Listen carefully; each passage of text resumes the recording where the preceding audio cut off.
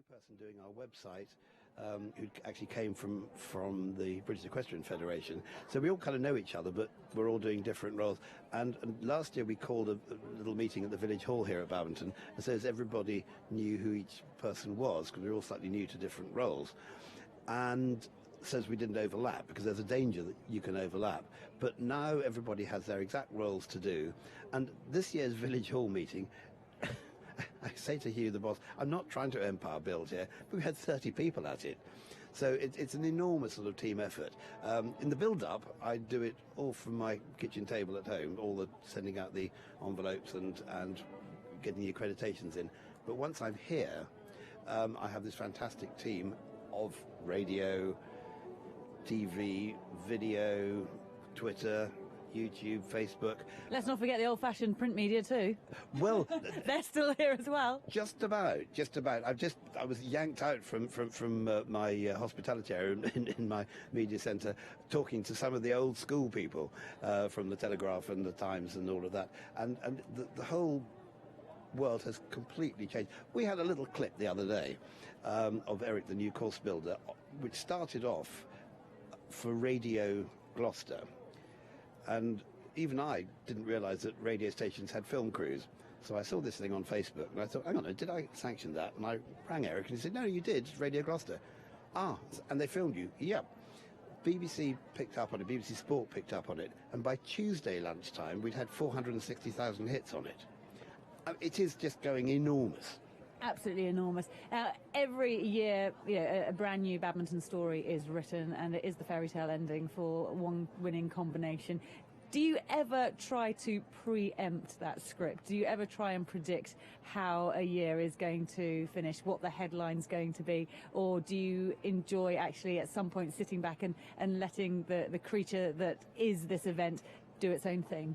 I can answer you very easily on that. Many years back, I used to be the form guide writer for Horse and Hound magazine, and I confidently predicted that a girl called Nicky McIrvin on a horse called Middle Road, who used to be a flatmate of mine in London, wouldn't have a chance of being anywhere, and she won it. We won't go to you on the way to the bookies, that's for sure.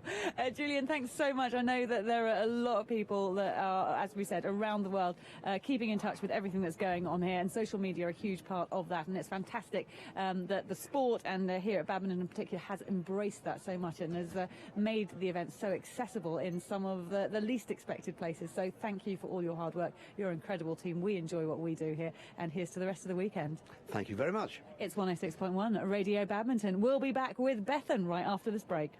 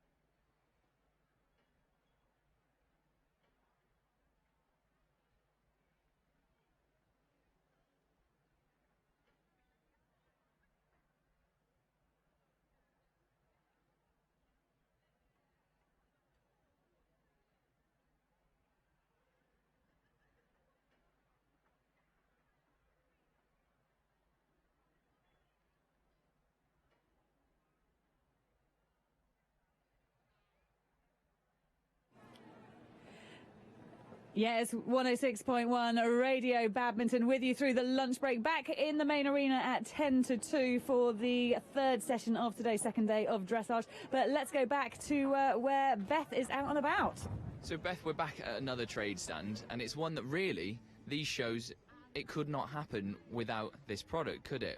We're here at Jump for Joy, and these guys are selling world-class show jumps. Oh, absolutely. I can't wait to talk to Nigel, actually, but to find out, you know, it's all about the grassroots, isn't it? People have got to start somewhere. So it's great to see, you know, the action, the riders and everything in action now. But, you know, let's talk to the main man and find out how important it is to get started at a younger age, really. Nigel, tell us a bit about Jump for Joy. Oh, Jump for Joy's been going about 20 years now. And like you say, we supply to the young riders and to the professionals. So from getting on a horse and starting to jump to doing the Olympics. You must get a great deal of satisfaction from seeing that grassroots level, learning using your products, and then, you know, right up at this elite level, seeing the world's best jumping over your jumps. That must be wonderful for you as part of the business. Oh, it's so inspirational. I used to event myself, and that's how we got into the trade. But my daughter's starting now, so we're starting it all over again. So it's like working with Nick Skelton and all the top eventers and show jumpers to the novice riders like my daughter that's just starting to ride. It's amazing, isn't it, Beth, when you see that growth and that progression for a young rider from these small and the pony club events, and like you say with the show jumping events in particular, they can go from that, use these type of jumps to build their career, and then one day be at badminton. Oh, definitely. And just looking around, you know, they're so brightly coloured, you know, it's not stereotypical whereby, you know, all your jumps are just one colour and they just blend in. Look at, we've got giraffes, we've got under the sea, you know, this is brilliant for kids. You know, who wouldn't want to get on a horse and start jumping at a young age? You know, I used to do it. I wish I'd had these in my back garden. Tell us about the designs. Well, we build everything at the factory in Worcester, so from the printing to extruding the plastics to the welding, everything is done in-house. Nothing's imported, it's all manufactured in the good old UK. We actually export it around the world. So as a company, we're the market leaders in plastic polymer jumps, and we're leading the way all the way through. Whether it be eventing or whether it be a show jumping specific event, I know obviously it's all about the competition, it's all about the riders and whether they make the jump or not, but I've always found that if it's aesthetically pleasing, if these jumps are really easy on the eye, it makes for a better competition, doesn't it? Oh, absolutely, yes. And I think the variety we're offering now and the modern technologies and what we can do, it's just opened up a whole new world. Digital printing and the CNC machines for cutting out the shapes. So we're doing more and more, and it's evolving year on year, and I just can't believe where it's going, and all at affordable prices. And you've been coming here to badminton for many, many years now, haven't you? And just talking off air, then you said it is a successful relationship. You come here, you do business from the top level, like we say, right down to the bottom. Absolutely. I'll get customers come on that have been buying off us since we started 20 years ago, and they're coming on and they're adding to the jumps every year. And it's that sort of event. People come year on year, and we see lots of new people. It's a great place for us to showcase our product so people can see it and touch it and feel it, because you just can't do that on the internet. So repeat customers as well, that's a big part, isn't it? You do develop a relationship with these customers that come back year on year, and that's something special to badminton, isn't it? Absolutely. And the people that come here, they're fantastic people, and you know, it's the breed, it's the sport, it's so communal, and we're all doing the same thing. It's just so nice. Well, Nigel certainly convinced me. Beth, can we convince you to maybe invest in one of these jumps? You know, we're talking about completing your new home. Maybe the garden. That's the missing piece for you. What you need is a jump at the back. What comes first, the jump or the horse? Oh, the jump, definitely. I'm sold then. I'm getting the giraffe one. Thank you very much. Thank you. 106.1 Radio Badminton, jumping over giraffe. I don't think that's been done at badminton before, but never say never. We were hearing from Eric Winter earlier on, and I know that he has been doing some coaching in South Africa, so who knows what he brought back in his luggage.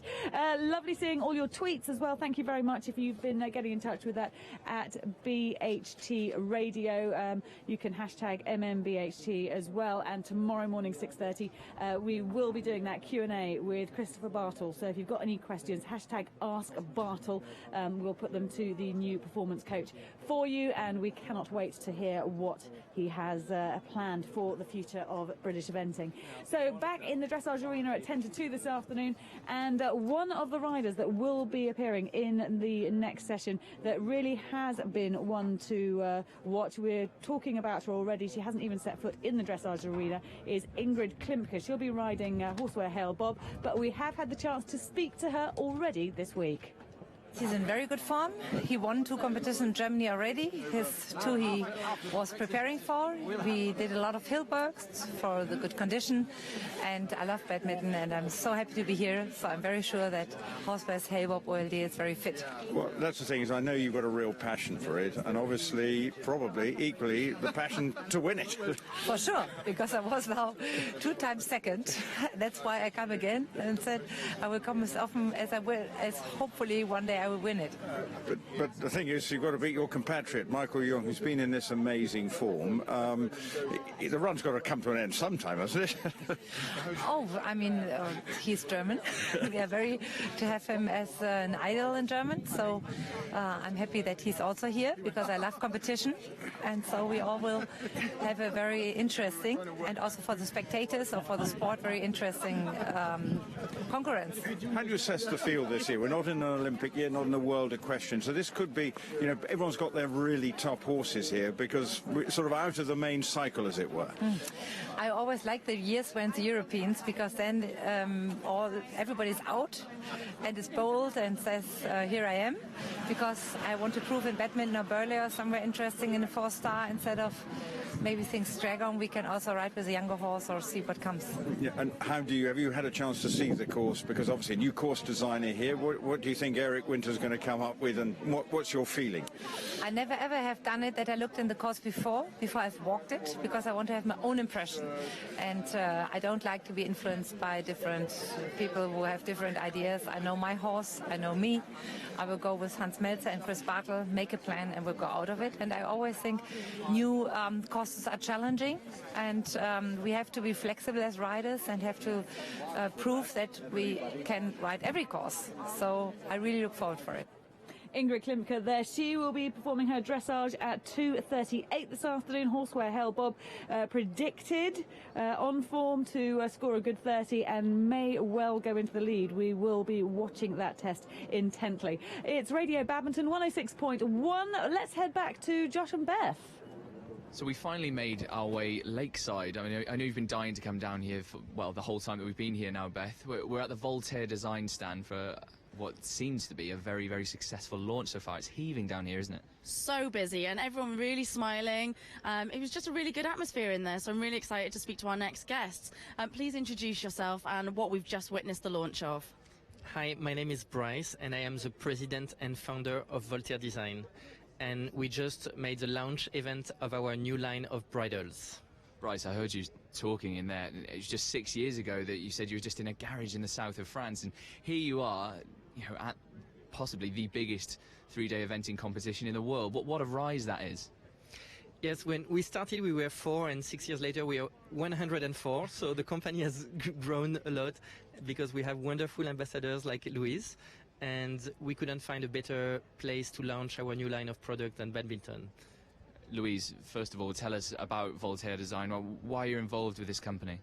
I'm so lucky to have the support of Voltaire Design. I met the Voltaire Design team when I was out competing in Pau in France a couple of years ago, and they've just been so supportive. So now I have beautiful saddles to ride in, where I was always riding in one saddle that had to fit all of the horses, and now I have, like, the best horses have their own saddle, and we're comfortable, and the saddles fit me. I'm quite a unique size and shape, so it's quite good that I've now got saddles that suit me for my cross-country riding style. You really couldn't do this sport. You couldn't do any sport, of course, without the right kit, could you? But you really couldn't do this sport in particular. I mean, the size of that cross-country course, the whole weekend, you know, the whole week, you couldn't do it without the right kit, could you?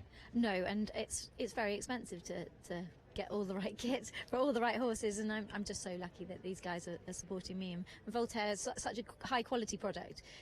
They're beautiful new bridles. Mr. Potts has never looked so flashy as his new fancy stitched bridle, so he's really excited to be in his bridle, and he's going to point his best foot forward this afternoon, I'm sure. Well, you certainly had the best model in Mr. Potts, didn't you? You just mentioned at the launch event, so it can't get much better than that, can it? How important is it as well, you touched on it there, to have the support of such renowned and such accomplished riders like Louise to take this brand forward? For us, it's the key because the credibility of the brand also depends on the riders we have. And the feedback they give and that Louise gives are really invaluable to always improve the product. It's incredibly busy in there, isn't it? There are a lot of people here gathered to see this launch. That can only mean good things for the company. You must be enjoying badminton so far. Very much so. We've been impressed with how many people actually showed up, and really nice atmosphere, and we're definitely having fun, and that's good. Lakeside here as well, it's the perfect position, isn't it? You're going to have the best view, some would say, as Mr. Potts comes storming through the lake tomorrow. Absolutely. It's a very big drop into the lake, so you might only sort of see my feet, I'm not sure. Just a little, we have to touch on it since you're here, Louise. How are you feeling ahead of the cross country? And, you know, obviously you still yet to get underway with the dressage as well. It's going to be a big weekend, isn't it? Big weekend. As new course designer this year, so everybody's a little bit sort of, you know, like, oh, how's it going to ride? And the jumps are quite different. There's a lot more sort of rails with less dressing and things with them than normal, and there's some tight turns off the ropes. But I think and I hope it's all jumpable. I guess it's put there to be jumpable, but he's made some of them look incredibly big by the way where they're situated, and large ditches underneath them and things like that. What we do know for sure now is that however it goes, and obviously we wish you the best of luck, you are definitely going to look good doing it, aren't you? Absolutely. Thank you for joining us. Thank you very much, Bryce. Voltaire Design, they're down by the lake. I absolutely encourage you all to come down.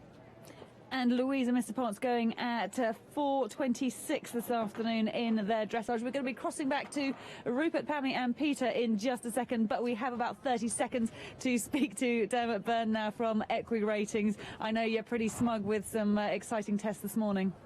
Yeah, lots of personal best this morning. None other than Karen Donkers, who's now gone into the lead. We have 3 tests in the 30s. I think we're going to see more in the afternoon. This is really, really going to get exciting. Paulak Brock is going in there. Cooley Rourke's Drift, he's on 41.6 from Rio. We expect a personal best from him. We think he could hit the 30s. The big one comes after that. The favourite, we expect him to be the leader. Ingrid Klimke is going in there on Horseware Hillbob. That's going to lead. Will it make it to the end, though? Campino's coming. Rutherglen is coming. He's done a 34.8 before. Graf Liberty and Chris Burton are coming, and then finally Nereo and Andrew Nicholson. Will Horseware Hillbob hit the lead, and will Ingrid hold on? Who knows? Well, I don't know about pressure on Ingrid's shoulders, but there's going to be pressure on your shoulders, my man, with all this Ingrid talk. We can't wait to see that test. It will be getting underway at 2:38, but let's go to Rupert and the dressage commentary team right now. Welcome back. We're feasted, and the judges have managed to get out of the director's box. They haven't been held by the 2 Ps. You mean the 2 commentators? Yeah, Pammy Hutton and Peter Storr, who have joined us once again, and ready for what, as Dermot just said, could be a fascinating climax to the dressage competition. And we ended the first part of the day with a French combination, and we start the afternoon session with another French combination, and it's Sydney Dufresne and Reliquaire. They're entering the arena now. Have you eaten well, Peter? And has it taken the edge off your frustrations this morning with the judges? Well, unfortunately, I didn't really get into the director's tent. I bottled it. No, I didn't bottle it. I was just, my time was taken up. I went visiting some friends in the saddle tent. Oh, right. Talking about African safaris and things like that. I'm sure you bottled it. Well, and Pammy, how did your demonstration go? I'm sorry. I think the demonstration today worked, which was good, and Susanna and Anne Dunham rode their socks off, and Alice Dunstan, always a pleasure to have with us. And Little Pony went well, and Pippa's freestyle, Grand Prix freestyle at the end looked good too. Well, we're ready to kick off, and it's Sydney Dufresne and Reliquaire. They're badminton first-timers, both are. And he has entered today. Mm-hmm. And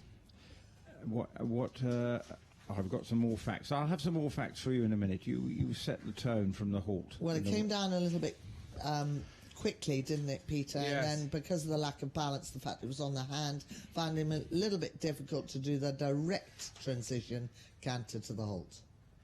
Yes. Very nice type of horse, though. It is. Good ground cover in the medium trot. And a very nice transition back. Finished second in a... So it's got the deserved 8, 7 and 7. Yes, Rupert? CCI 3-star at Le Pas au Haras, which is obviously in France. I hope my geography's right there. And scored 50.0 in that dressage, where they ultimately finished second. Pretty good cross-country horse, looking at his record. I do know that, obviously, if you're a Friday afternoon competitor, you've got the luck of sort of having a look to see what the standard is and what the judges might be looking for. And I think word has gone out that forward and forward, we hope not too fast, but forward has seemed to be rewarded even when there have been mistakes. Yes. Perhaps, Peter. Yes, I would agree with that. And basically, if you do a flying change and it's late, it doesn't really matter. No. So coming confidently this afternoon, your flying changes can be varied. Nice forward positive test so far. Scoring sort of 7s, a lot of 7s, 7.5s. Used to be a stable jockey to Mark Todd. You fitted that well in. Well, our pause was on purpose. Thank you. You're still looking at facts. And very nice medium walk, quality steps. Moves well, this horse. Yes. Ray Mack, a combination of 7, 6.5 and 8. So a slight disagreement there. Medium walk, actually only a 7. Extended walk, the steps are clear with a good over track. So if you hear Peter go higher in his voice, it's because he's questioning whether it could go up half a mark. Is that right, Peter? Yes, exactly. I was like, what? This horse is known as Chubby. Doesn't look very chubby. Looks fit. Are you familiar with French designers and stylists? Peter would be better at that. Chubby is owned by the famous French designer and stylist Agnes B. I have no idea of her work, or so please. I can tell you what you never do is travel on an aeroplane with Peter, because you would be very, very lucky to get out of duty free. Well, judging earlier, it was very dangerous to go with a car up a Spanish road earlier. Yes. We got into terrible trouble from Dr. Beschkelsteiner one day. We'll talk about that after the French test. Hello, Peter. Yes, okay. There was a big mistake, but a very big difference in marks. The horse. What would you have given it out of interest? Well, basically, probably the 1 was the correct mark, because actually he changed sort of 3/4 away across the diagonal and went disunited for quite a few steps, and didn't perform a flying change at the marker because he'd already sort of half changed and things. So probably it was a low mark, and it's a very expensive mark because he's lost 2 marks: the extended or medium canter and the flying change mark. So, but now we have our marvellous assortment of a 4 and a 7 for the other flying change. Yeah, which was also late and not balanced. So how did that get the 7 from our favourite judge at M? Yes. Brilliant. Well, it was smooth. Perhaps it was the smoothness of the late flying change that got it. I'd be very keen on Twitterland at BHT Radio for people to send me some pictures or something of the work of Agnes B. If you're just to interrupt us. That was unfortunate. It was short behind, then it changed back, and then it came through late. Are you happy with a 7, 6 and a 7 for a flying change? The first one, here we are. Oh, no. Second one, we do understand the 4, 3 and 3. Yes. We both agree with that. Absolutely. So we can be happy. Yeah, we'd be on the 3. Nice square halt. So showing me it's not quite stayed on the bridle. So unfortunately, we're starting off as we finished off. There was there nearly could be a lot to like. Would you give it a mark for paces? Yes, Moves I would. Well. I think the paces mark should be a good mark. Walk, so I 7? thought was no more than that. I think it should be at least 7.5. Okay, and then the impulsion mark. I think again I would be on a 7.5, and I might go down on the submission to the area of a 6 mark. So they've agreed with you. So that's good. And we are, of course, always right. 51 and 35th place. Well, as I said, his score in a 3-star was 50. So, a little more balance on the entry, and then a little bit more steadiness and organisation of the changes. That actually could go to a 46 quite easily. Very easily. Good. I have a little message that we received via, I think, Facebook, saying, could I please say hello to Amanda Hughes, who's watching the dressage from her sunbed in Tenerife, and could I please mention her sister Alison, who has come over from America especially for the event this year. So I hope you're enjoying your trip here, Alison. Thank you for your message, Amanda. So you can Facebook us messages via the Badminton homepage, and also tweet us at BHT Radio. We love to know where you are listening, and I'm on the lookout for copies and examples. Do you read us out our hate mail? There's very little hate mail. You are loved by all and sundry, No, not except totally. by the judges. I'm feeling the love for the You're two feeling P's. the love. I'm feeling the love for the two P's on Radio Badminton this year. Somebody was quite keen that we departed this world rather sooner than later. Well, I just also, but someone, I forgot to bring it down, but we were asking for food deliveries, but a young lad did bring some food to the other studio, and he's a big fan of me. It was Adam Stanley, and he's bought us some sweet, lollipops things, and unfortunately, I forgot to bring them. No, I've left them at the other studio. So, thank you, Adam. And Adam, I don't know who you're with, or come down to our main studio, and perhaps maybe even meet Peter, but who I'm sure will be happy to say hello, and maybe even Pammy if you could, if she doesn't scare you. Do you not think my bark is worse than my bite? Your bark is definitely worse than your bite. But we did love when Peter and I were walking back to the lodge. We could hear you say, "Now, almost, you will flipping well applaud," when you were introducing your star para dressage rider. So, yeah, but, I'm a bit embarrassed about the fact that these para riders, I know they have to go and do their own Olympic Games, but do you know that if it wasn't for Charlotte and Nick Skelton and the paras, we wouldn't get the funding that world class get? you're absolutely right. And all they do is hide the para riders away. Well, so it's never been seen before, the para riders in the main arena of a 4-star event. So I was very proud. Anyway, well, into the arena. Of course, I'm still on air, aren't I? Yes, well, Joris van Springel, 54-year-old Belgian, but obviously we have a Belgian in the lead in Karen Donkers, who was stunning earlier today. Yeah, that was a really lovely test. And now in the lead, and Joris is on Lully des Uln, I think is how you pronounce it. I do apologise to supporters of Joris, but it's an 18-year-old bay gelding. And he's competed here twice. He has he? Yes. And how? Are you going to tell us? Recently, this is since 2010. I'll check if he's been here before. Excuse me, you carry on talking. Well, I just talking to the cameraman via the thought aid and not the voice aid while you choke. Just having a little look at the contact issues. Yes. Because he's just not being easy. He started quite uphill, and I suspect that he's pulling a bit in a downhill way. Yes, the horse has a tendency to want to pull downwards. And Joris, by trade, he describes himself as a railway station master. There can't have been too many railway station masters. Well, he probably is one, if that's how he describes. Well, that's what it says on the Badminton website, but, there can't be too many railway station masters who've competed at Badminton in the however many years the event's been going on. He first competed here in 2009 when he finished 41st, and this is the third time with this horse, best placed 25th in 2011. So cross-country is always clear? Cross-country, pretty clear.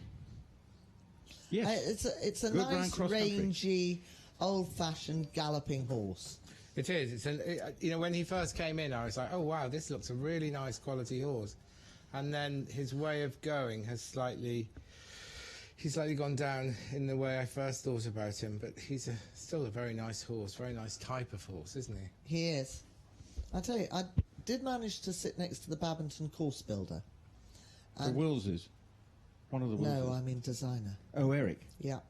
I learnt something quite interesting because, you know, this test is being criticised a little bit. But Eric said that all the riders, there might be a fence they didn't like, but it was always different fences. So it was to do with their horse. We then went on to discuss the stretching on a long rein and the walk on a circle and the flying changes after the extended canter. And actually some of the criticisms come when it's a little bit difficult to do oneself. You're still with me, Peter? Yeah. So this medium canter on a hot horse that's going a little bit downhill is difficult to balance and then ride the flying change, and the horse then got there before him. Exactly. And mainly because he didn't really prepare the horse, did he? He didn't really hold the horse in the counter until he wanted the change. While you were talking, the walk was pretty much a disaster. He jogged continually throughout it. Well, that's why I was talking continually. Oh, yes. So that we didn't point that out too much. Yes. Because, you know, we've been very critical, apparently. What counter? Because there isn't, technically, it's straight line, collect, flying change. Well, really, you're into counter as soon as you've left the other side, the corner at M there. No, you're not going to agree with me on that. Well, I don't think so, because I'm on a straight line. Yes, but you've come off the track and you're changing the rein. Look, I can give you that. Technically, you're in counter. I had an event rider, Joe Mayer, who's listening from sunny Florida, I think, thanking you two, the two Ps, making some sense of Judge at M, listening in from sunny Florida. Thank you, Joe. And someone is mucking stools across the pond. I don't quite understand that. Oh, I do. That's American term for mucking out stables. Stalls, okay. Yes, from across the pond. Stalls across the pond. Not stools. I read that completely literally. Guys, we get into a lot of trouble when we let these tests just happen and don't say anything about them. And I think perhaps we could say in a sentence... I was trying. I know. I think she's telling me off, Peter. I'm trying not to tell you off. Basically, this is going down the stairs and not up the stairs. Yes. And that's why the marks are 6 and under. Down the Swanee. Yes, just a Please, shame, really. public, note that Rupert said that. Neither Peter Storr nor Pammy Hutton said down the Swanee. Well, I was keeping it American. So not our best test to date, although it's very interesting to see how all the end marks are putting them, finishing very, very close. Well, that was extremely stupid of me to read this. So glad to be listening while we muck stalls across the pond. Well, of course, I read it completely literally. No wonder I made no sense of it. Thank you, Peter, for being my decipherer. Thank you. Brilliant and entertaining from North Carolina, US of A. We did have President Trump in the box about this time yesterday, but he's not here. So somebody who doesn't know what happened yesterday now will think we literally had the Unlikely, as he hasn't left the country since he's won the election. He wouldn't want to leave the country. And I don't think the private airstrip here at the landing strip at Badminton is ready for Air Force One. Yeah, so basically, this horse is... it was interesting how he walked out of the arena. He walked out the arena as cool and as quiet as anything, which is... And he's walking out now. I know. But that's not our way of saying that the rider should have ridden a better walk in there. Horses know when they go inside those boards. And it's very, very difficult. No, he did the best job he possibly could there. So he got 59.5 and rank 57. Judge at C was harder on the tension, giving a 58, while the other two judges gave a 61. Oh, and I've got a picture of Agnes B's work from Pip Cross Eventing. It's very nice. Web page, pretty dress, so she's obviously very respected, but also loves her eventing, and it is. Thank you, Pip Cross, for that. So go to @BHT Radio and you'll see that. I will retweet it. Thank you. Anyway, back to the real matter of who's next. Tom Crisp, Cooley's Luxury. The 37-year-old British rider, 15-year-old horse, who's competed here twice, as indeed has this horse. They have had a best at 4-star of 49.2. That was at Po last year. And how did they get on in Po last year? They finished 25th. Went clear in the cross country, picked up time faults, show jumping not so good. So at badminton, though, last year they said they finished, well, they got eliminated in the cross country. But Tanya Young has sent a message via Facebook to Pammy to say, well said about the para riders, but not only Tanya, but I think you're applauded by all and sundry. The impact and the benefits that their efforts have to the whole of the equestrian sport. Rupert is very good at multitasking. Yeah, very clever. I mean, you're reading those notes. My telephone. That's pretty I'm good. unusual for a man, I Yes. hear you say, Pammy, Yeah, but slightly. underneath. Slightly. Peter is watching Tom, though, enter the arena with great interest. Fool's luxury. Yes, it's looking good so far. Very nice. Super halt. halt. Really nice. And move off. Yeah, so let's see what they should be giving an 8 for that, really, unless the judge at sea can see a slight crookedness in the canter entry, but it did look very nice. 7.5s all round. Moving on to the medium I think trot. that could have been 8. It's difficult.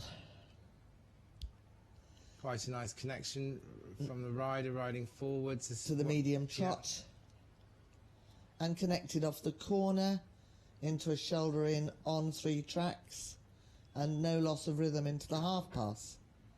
Yes, improving as he goes along. The bend a little bit lacking at the start, but then improving.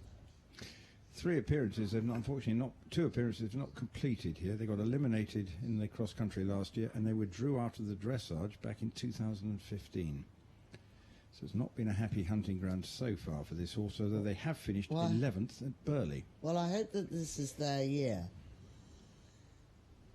Right, nice half pass there. I like the little bit of oomph and cadence in this. It's not totally flat.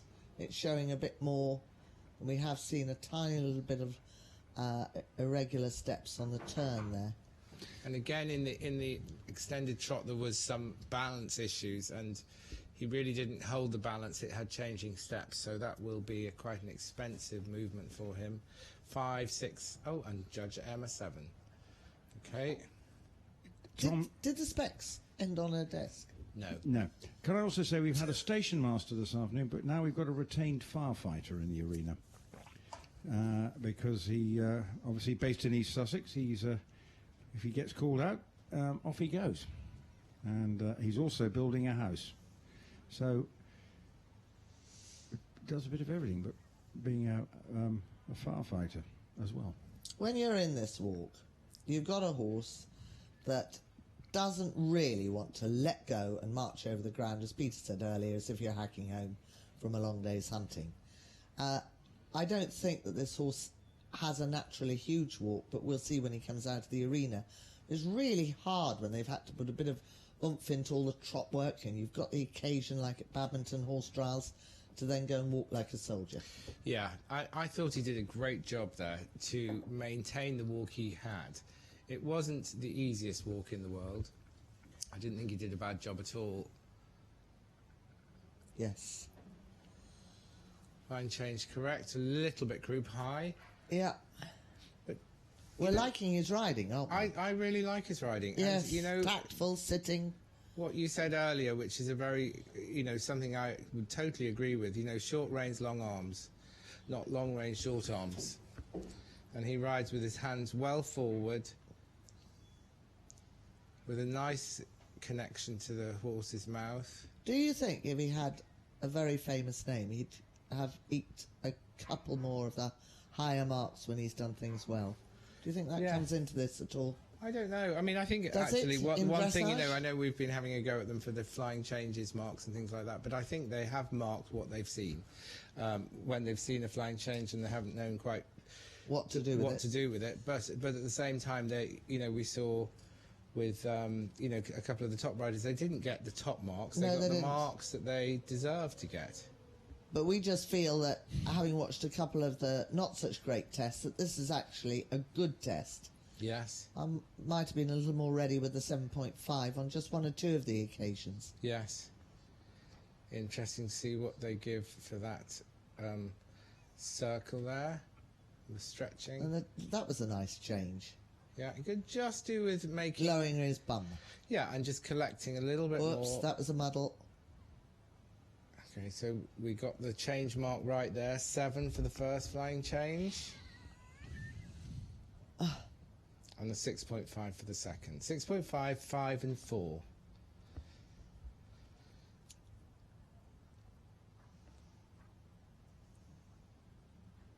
Step back to square up the halt, and the rhythm into it could have been better. So, but a respectable test. Yes, definitely.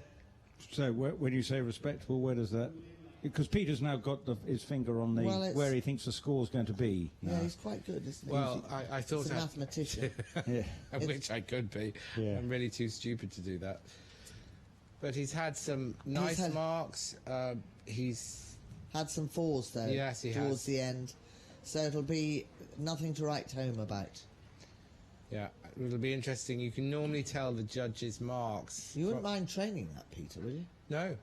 No. I don't know who does training, but not trying to angle that you should train him. But we would feel, sitting up here, that there's a very good test in there. Yes, exactly. Well, delighted to say Sarah Anrick from America is being cheered up on a soggy Friday morning in Washington. I've just seen some pictures. They've got the Kentucky Derby this weekend. It's pretty soggy in Churchill Downs in Louisville, so there's obviously... They liked his riding. Yes.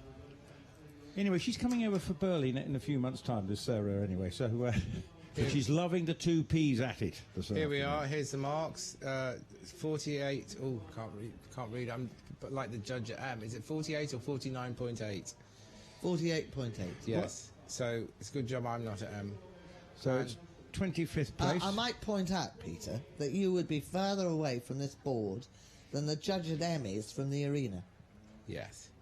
If you don't mind me just saying that. I'm just going to interrupt you because I think I want to go and join Piggy French, who's down at the mix zone, and she is with the Belgian station master, Joris van Springel. Well done, yes.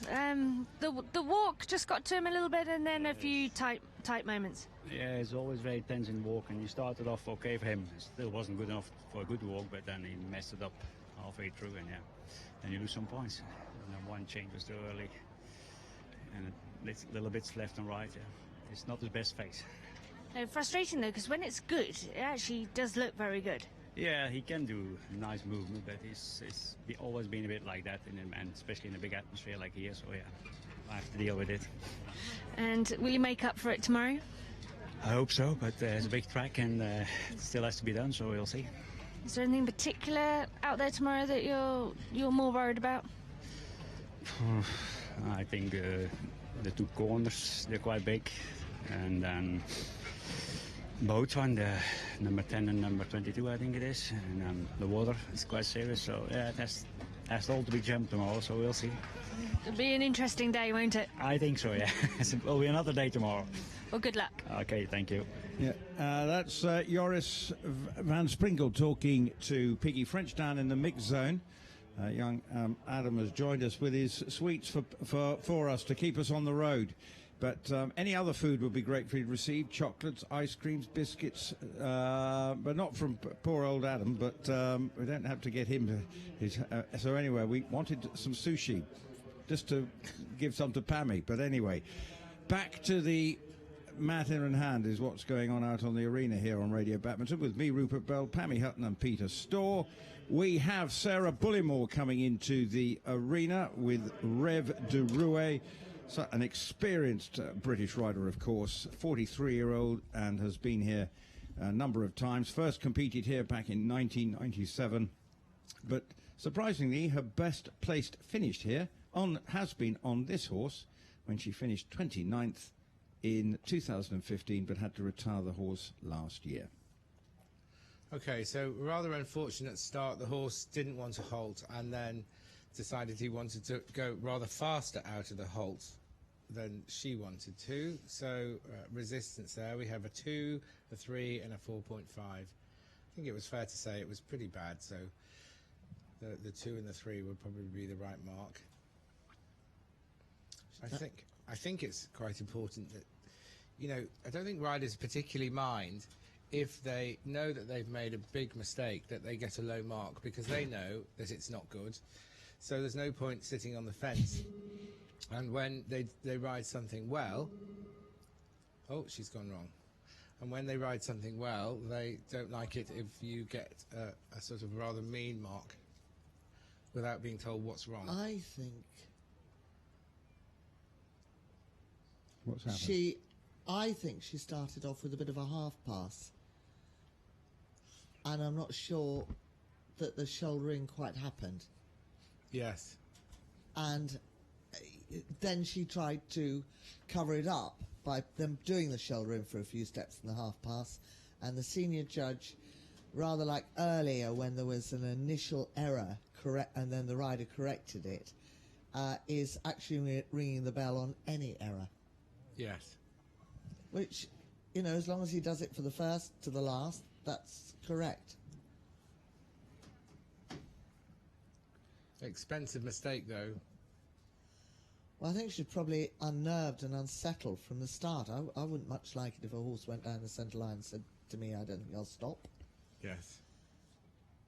And again, the halt there really not maintained. We had 1 5.5 and 6.5. I would have to go with the 5.5. It didn't really maintain immobility before the rein-back steps. Dom Jones has tweeted, the problem with these judges, those who can ride, those who can't, judge. Dom Jones has tweeted to at BHT Radio, the problem with these judges, those who can ride, those who can't, judge. Well, Peter's well, that's a bit harsh on you, Peter. Well, Peter still rides. Exactly. Yes. You know. I have done a bit. Yeah.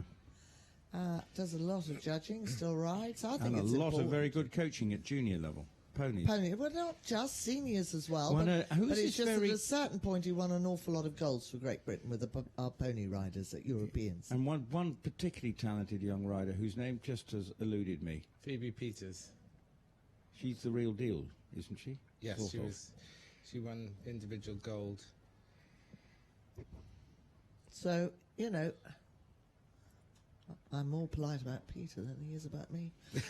Well, what about? Are you being polite about Sarah? Are you being polite about Sarah Bullymore or not? Well, she's had a rotten ride at the beginning, which is cheering up now, and as she goes towards the end of this test, I bet wishes she could just go and do it straight away again, because we are seeing a much more relaxed horse. It's opened up its neck, it's moving nicely in canter, and it sort of curled under her throughout all the trot work, so her marks, due to her entry and then the not quite going in the right place, won't reflect the capabilities of this partnership. Absolutely, it's a shame really, and the horse is basically tense, and it can be these thoroughbreds fit event horses. They can be tense. Performing nice flying changes though, very easy. Oh, nearly agreed there. 7.5, 7.5, and then 6.5. So the judge then, once again, giving the 6.5 for that first change. Cheered up on the second one. Yeah, well, she saw that they gave 7.5 on, and so she. I went to check the board. She can see the board, and she might do better off looking at the board and giving a mark after the other two. Well, so Sarah Bullimore has finished. Beck Huxley Marinsk from Australia. Such a breath of fresh air for dressage commentary to hear Pammy and Peter. And that's thanks from Australia. So there we go. They love you wherever they are in the world. And you see, look how strong it is. She actually means to walk out of the arena. Yes. Watch him. He says, no, mother, I'm off. Yes. There wouldn't be a lot of stopping that, Peter. No. He's like, no, I don't like doing this anymore. Let me out. I want to go and do the cross country. Yuck. Wants to jump fence one, which is just cantering past, which is in the arena. And that's really sensible. She hasn't gone straight out. She's just quietly done a circle, because even if there isn't This test today, there will be another test another day. It's a lovely horse, isn't it? It's an really absolutely nice horse. fabulous horse with his own opinion. Yeah. Now, Australia time. What have you done with Matt today? Send him off to re-walk the course? Well, Matt's been doing his bit. He was involved during the lunch interval. He'll be there during the... he only came to the rescue because you were... We deserted you. You turned into a coach, and Pete had to go and do a bit, so we were a bit thin on the ground temporarily. You said he was more serious than we were. Okay, some marks now. We've got 55.8 and a 64, 62 and a 61%, rank 51. Not her best day, I don't think, No. for Reb de Rouet. Let's have a look. No, has done much better with that horse, I believe. Best horse with this horse is 40, but that was a half breed. But now, Paul Brocco comes in, and obviously he's got huge expectation on his shoulders, and of course he's won this event in 2014. Paul with this very same horse has been third and fourth at Badminton with the wonderfully consistent Happy Times, and since that victory on that horse, on this horse in 2014, he's been 10th and 29th. So how will this 14-year-old get on today? Fourth time at Badminton, and a best score at Badminton in the dressage back in 2016, actually, when the horse had his worst performance, had a worse performance, was 42.2. I want to find out what her best score was, her dressage score when she won. Pretty nice entry in Holt. Opening dressage score to win in 2014 was 46.3. And that was the year that Giuseppe Della Chiesa produced a new course which was quite difficult. Very nice medium trot, powerful, ridden nicely forwards. Shoulder in, could have a little more angle and positioning, but the half pass seems to have a nice uniform bend through the body. Doing a nice test, Peter. Yeah, very nice. Thought I'd let you have full flow. I rather interrupted you. Again, nice angle by the looks of it from here in the shoulder in, and very easy transition into the half pass to the left. Good balance. Really consistent, and this is what I talked about earlier about taking a series of snapshots. Every single one would be the same. The outline's good, and the movements are being performed to the letter. It's not a freestyle. That was nice. Very easy, wasn't it? Yeah, very easy. Good transition. I think that's actually the absolute word. He's making it look very easy. 3, 4, 5 good steps back. One of the better rainbacks. Yes, the Holt was nice. Little brief, but it was still there. So the judge at C thought it was a bit too brief. Gave it a 6. Judge at M thought it was good. No, I'm not going there. You are entitled to. I can't. Rainback 8.5 though, so he rewarded the rainback, and the horse had a nice medium. It's the nicest rainback we've seen here so far over the 2 days. Yes. Why is that? Well, Clear it's smooth. steps. Very easy, and the correct number of steps. Which and we the haven't horse stayed seen. in the right balance as well. That was expensive. That was a shame. Just a little break in the walk, but a little break, followed by another little break, showing tension. So 2 marks are going to be lower, whether they hit him on the extended and then the medium walk after. No, they haven't. They've given 7 and 7.5, and they'll come down in the medium walk. 5, yes, 5.5. But Pity about the flying change. Missed it. I was looking at the marks. Yeah, late and very muddled in the flying change. Oh, totally Celebrate. agreed. They 4, 4 and 4. First time all day they've all sat on the same mark. And they're normally good with when they've really bumbled it up. They've been fine. It's just when they've done it quite well, they've got it a bit different. bold, very positive, isn't it? yes, really bold extended canters. Nice and a good change. comeback and a very good change. And let's just pray that the mark for this change is going to be remarkably better. 8 and 7.5 for the flying change. Good, we got that one. It could have shown a tiny little bit more bend in that left half pass for me. I don't know. Fluent out afterwards though, and that's part of the movement. And so the judge rewards it with an 8. This is getting good marks. Yeah. This will go into the top 10. You're going to ask me where. It depends from now on in, doesn't it? Yeah, it does. 2 flying changes and a centre line and the end marks. Did that miss? I couldn't see it with the box. Yes. I thought he was going to get it, and then the horse just beat him to it. Oh, no, Judge M, 6.5. 4.5, 4 and 6.5. Well, Sam, you need to congratulate the judge at M. Give her a nice glass of wine tonight. Back on the cheek. She's made up for, she's now gone 8.5 on the second one. The other two judges have gone 7. Needs to just stand square, would have been helpful on that last halt. We're looking at a good test.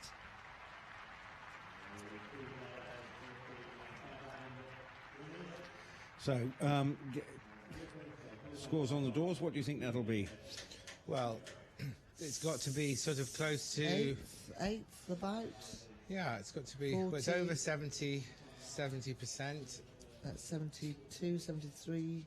Pace is 7.5s and 7s. Impulsion, 7s, 8s and 8s. Oh, so so this it's is going going to be up on the end This is going to marks. be a high one. Low 40s. 7, 7. Low yes, 40s. it will probably be. Okay. They love the riding, so that's 8 for 3 the 8s. rider. So he's already clocked up quite Very a few low. marks there. 73, 70. Let's wait There for you the are. judge to We're see. pretty 70, right. 42.5. Well, that's very good. We're Very getting good very good at predictions this. there. 42. You may not always be agreeing with the judging, but the ultimate score at the end, you're coming out at the same, concluding. Yes. So, fair play. That was a better score than the score that the Sam Griffiths won on by 4 points, around about 4 points. Now, I don't know where the Bruff family are in the stands, but they've just tweeted to say, hello from the Bruff family watching in the stands. It is frozen, and everyone here wrapped up like Eskimos. Brr. Yeah, the where wind are you? is Wave, very cold. wave, where are you? The wind Stand is up, really wave, cold. holler. Where are you? Can't see the Bruff family.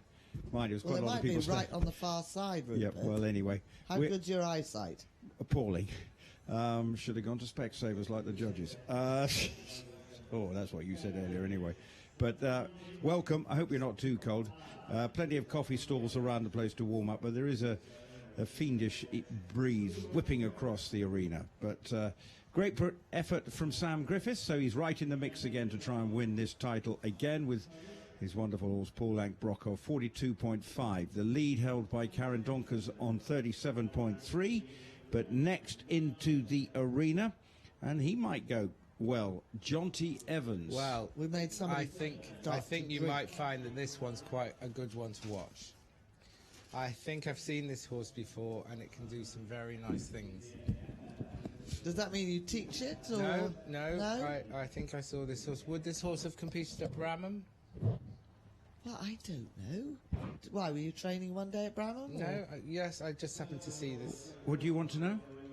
What's the form on this horse?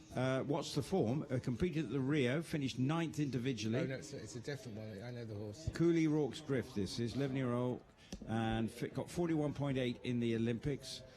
Clear in the cross-country time faults, clear in the show jumping as well. And has some pretty good performances of late. Solid performances that obviously put, and as a Buccalo last year, in 2015 was 8th and 3rd in Tattersalls back in June of last year as well, ahead of the Olympics. So I have to say, Jonty's really doing well with his dressage. All his horses are starting to go really nicely, and some real quality work. Sits very nicely. Horse in a nice balanced canter coming down the centre line, and actually quite a nice collection into the hole. It's not quite 100% square in front, but a good move off. Do you know, I can't get them square in front. It's got to do with the contact, Peter, hasn't it? It probably? has, yes. It's too light, that contact. I told you Yeah, ages well, ago, didn't it's my right hand, I think. That told me ages ago. You did, 30 years ago. Yeah. Do you remember when we swapped horses? Exactly. Very nice medium trot there. Nice balance. 2 8s and a 6.5, so it wasn't 100% square, but it was very straight. This is going to get good marks. Nice shoulder in. Come on, work on the bend there, Jonty. So he really wraps around your inside leg. You nearly stuttered there. I did, because I said new inside leg, and it's not the new inside leg. It's just an inside leg. It just was the inside leg. So the left shoulder in. Is that enough angle on the screen, Peter? Yes, not bad. Not bad. But I tell you what, the word active has gone round, hasn't it? Because there have just been a little bit more forward-going tests this afternoon, do you think? Yes, I think there's been some... We've had some very nice horses, haven't we? 7s. That's nice. A little bit speedy. It's a bit of tension, perhaps, because then it got less speedy. Yeah. And more extended. There's almost nothing worse than armchair critics. I can agree with anybody who's thinking that. That halt wasn't quite square. Well, it wasn't at all square. Left hind was left out behind. The rein back was all right. Looks a nice medium. Attractive horse. Very. 2 8s and a 7.5 for the rein back. And this is well marked, and it's got 4 sort of fairly evenly marked white socks. Yeah. To me, that's a nice extended walk. Got good ground cover, nicely stretching Mark, to the bit. before it comes 8 up. at least. No, they've forgotten where the 8 button is. Let's see. Could get an 8. Medium walk is good quality in steps as well. 1 8. 1 8, 7.5. Okay. Let them off that one. That was good. So the collected canter to the medium canter. So that's beautifully bold, isn't it? Very. Back to the flying check. Woo. Well that done, was Jonty. very smart. That was good. Right, now that should get a good mark, because 8s. at No, least, please help me. at least it was Did super I back. see a 5? Yes, you did. What? I saw a 5 from E for the medium canter. Maybe their buttons are wrong. Yeah. Okay, 7 and 7.5 for the flying change. Beautiful. I mean, that is Exquisite. really If that's not a expressive 9 for an uphill. extended canter, what are we going to give? I would give a 9 and an 8. I would too. It's really nice. Super, Hooray. super. A Ah, 9. there we have a an 9. 8. And an 8. So, Judge Yeah. E, yes, I agree with you there. Yeah, you're right, crowd. You know what? We can't get the judges to pay any other attention. We'll reward the high marks when they finally and deservedly come. 8, 7.5, 7.5. I like a lot of this test. Horse stretching. Yeah, maybe a little more rein, a little more stretch, but you can see the horse... there's a little bit... Jonty's doing great riding effort. If you let go too much, it might take off. 8, 7, 7.5. This is clocking up some marks. Yeah, but it should be. And again, the flying change was 8s. super. Should be an 8. So we think the other two are wrong. Give it another 8. Flying change, 7.5 and 7. Okay, they're not far off. But they're quality. Super quality, balanced flying changes. M has given an 8. But Coming up in what my we're trying to say, I estimations. think, is that we feel that these could be 8s across the board. Somebody tell him when he comes out, will you? Please. Yeah, no, he's done a super job there. Fabulous halt. A first-class test. Yes, absolutely. Now, that's going to be interesting. So he's got 9s for the halt. 2 9s and an 8. I Yeah, think you do he that, crowd. should have... He deserves this. Even if he doesn't go into the lead, he should go into the top 4. I think he should have a 9 for his riding. I think he did a super job. Really nice. I think he looks pretty pleased. Almost sort of... Yeah, but he would strangle the 5 if he saw it. It's the judge, Jonty, it's the judge at E this time. just want to have a little word as you go past? Well, as I mentioned, his best score on his horse was his Olympic dressage score of 41.8. Is it as good as that? Yes, I think it's better than that. Well, it's actually popular. It's a really nice test. It was good riding. It was forward. It was uphill. Well, it's a lovely horse, and he thinks the world. I first came across him and bled him back in 2015. We're putting him back on the map. And Impulsion 8. This is going to be a high mark. Submission 8 and 7.5. 8, 9 and 9. Yes, perfect. Fabulous. Well done. So fabulous. He will be. Oh, he's gone second. Yeah, good. Yeah. Good. Well done, Jonty. And actually, to be honest, we would question why he's not first. I could totally agree with Peter. I thought the horse was in a super balance throughout, and not quite as famous, but you will be after that test. 37.5 puts him 0.2 behind our leader Kieran Donkers, who went second today. So no doubt we'll get I kind of preferred quite a bit of the canter work. Well, he's being really hugged and greeted by all and sundry in the mix zone. Ian Woodhead's very excited. And well, oh no, is it one of Ian's? Yeah, he's Irish. Oh, I shall hear in 2 seconds all about it.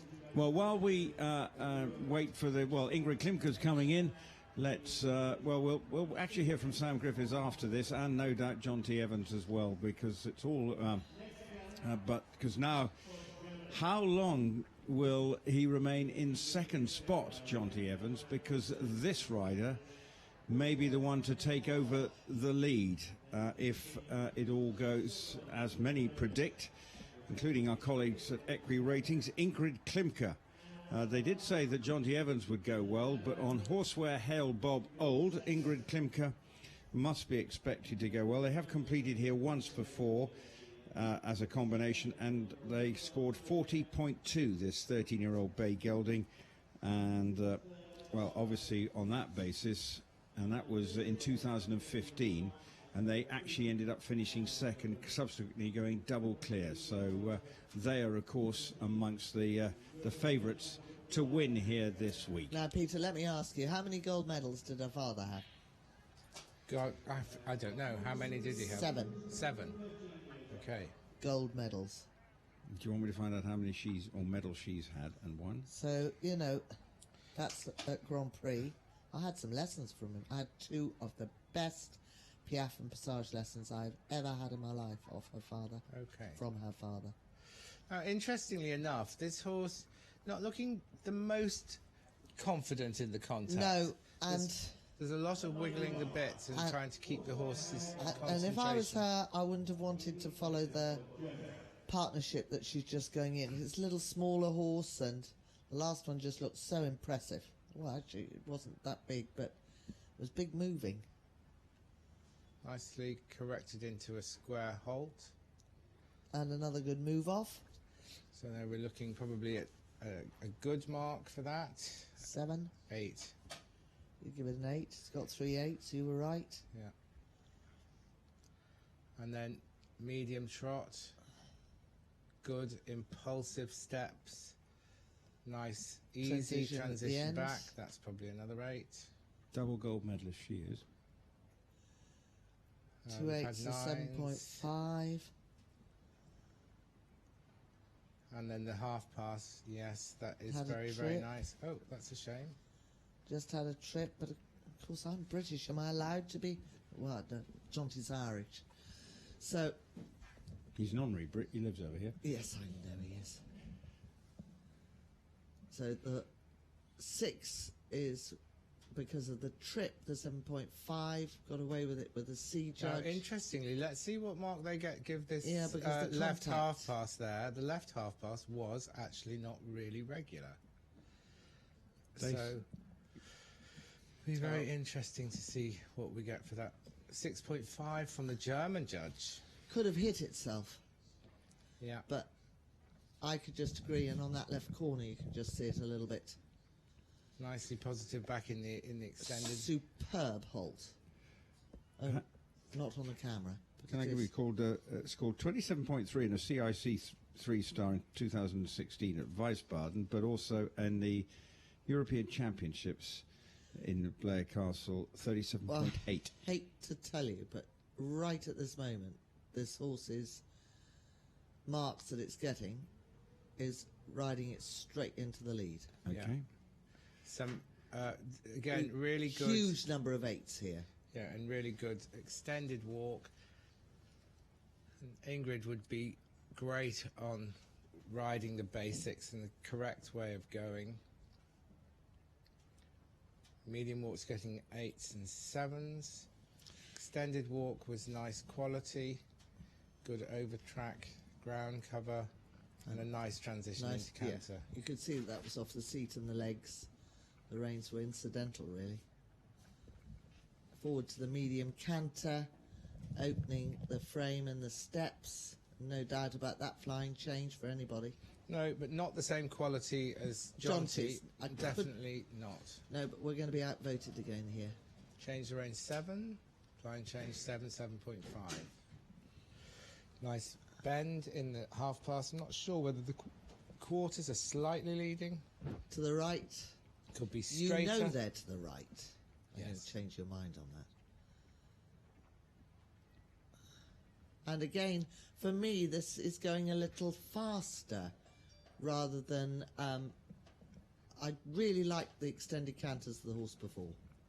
Yes, I mean, not in the same league completely. The other ones were superb. These were rather brittle on the shoulder. But there's some other lovely work. There is. Ears are pricked and... In the half passes there. So where she's clocking up some marks. Now let's see her do her stretch on the long rein. Actually, the horse looks a bit tense. Yeah, and it gained a little bit in speed and said, Mummy is at the diagonal line in medium canter. Yeah. But she made up for it because she continued to do it all the way to C. This is just going into the lead, I think. Missed that change. One box. The flying change was correct, but croup high. That one was more correct. And that was better. Less croup high. 6.5 again from the German. 6 from the judge at M. They all agree. At last, they've realised. A little bit of overmarking on the initial changes. Got it right towards the end. But it's overall, we're splitting hairs. It's a smart test. Another one for the top 5. Really sorry to not be able to just land it. As to whether it's going 1, 2 or 3. What's your, Peter? You're now on, you're pretty accurate now. Come on, Peter. My favourite so far is Jonty. I think he was outstanding.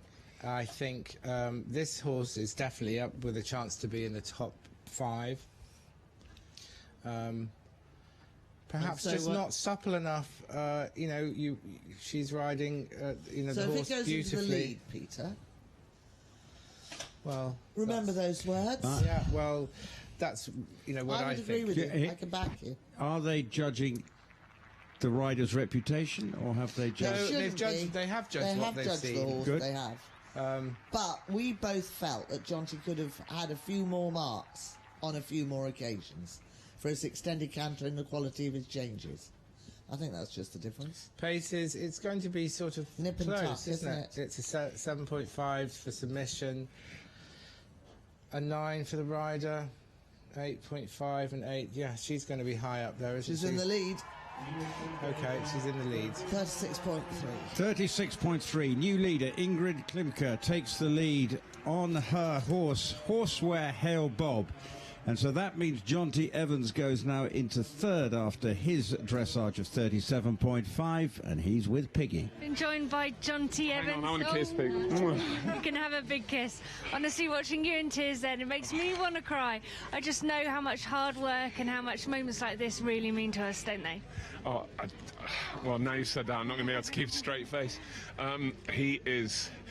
He's definitely my horse of a lifetime. I've ridden some very average horses in the past. I've ridden a couple of really genuine ones, but he is unreal. And I haven't been quite sure all week whether he's completely with me. He was quite lit up on Wednesday with the Mitsubishi Motors Cup thing going on. He started to come good. He felt really good this morning. I thought, oh, we've trained so hard with we trained with Gareth Hughes at home.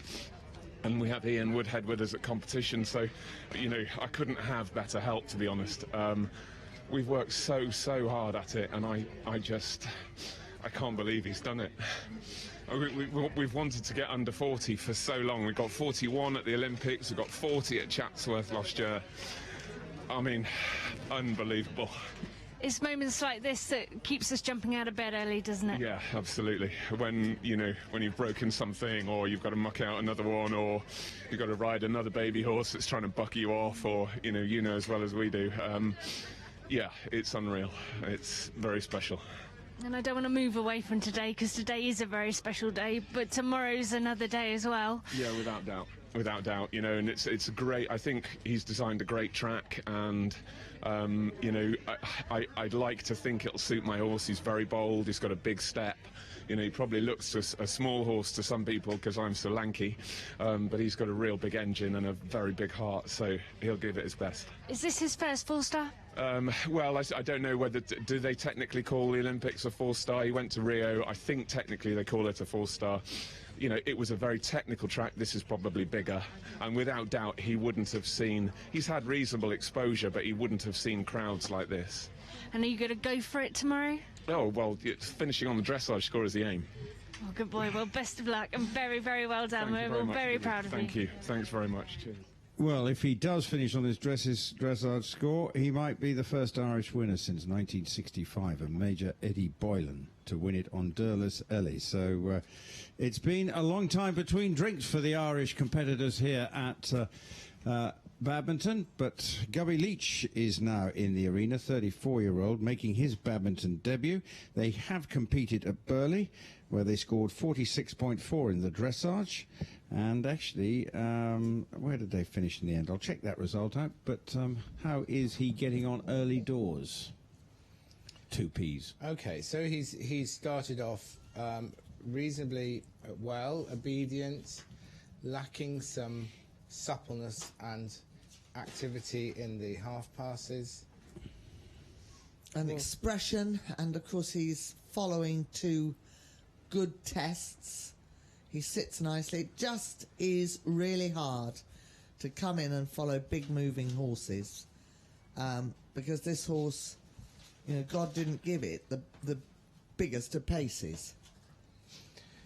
No, that's right, Pammy, and I think the main problem is the fact the horse is rather tight in the back, so he's holding the back, and it's just curling under him too in front, isn't it? Yeah.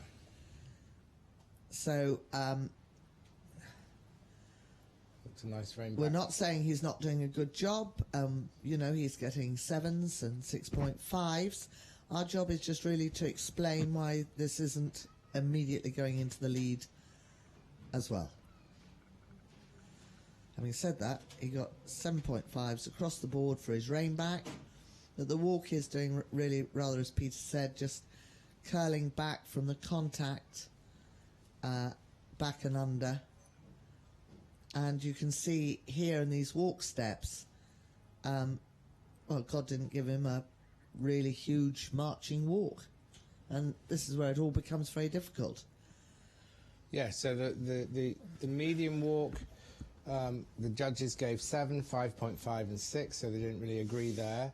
And the 5.5 again from the judge at C for the extended walk. I didn't think it was quite that bad.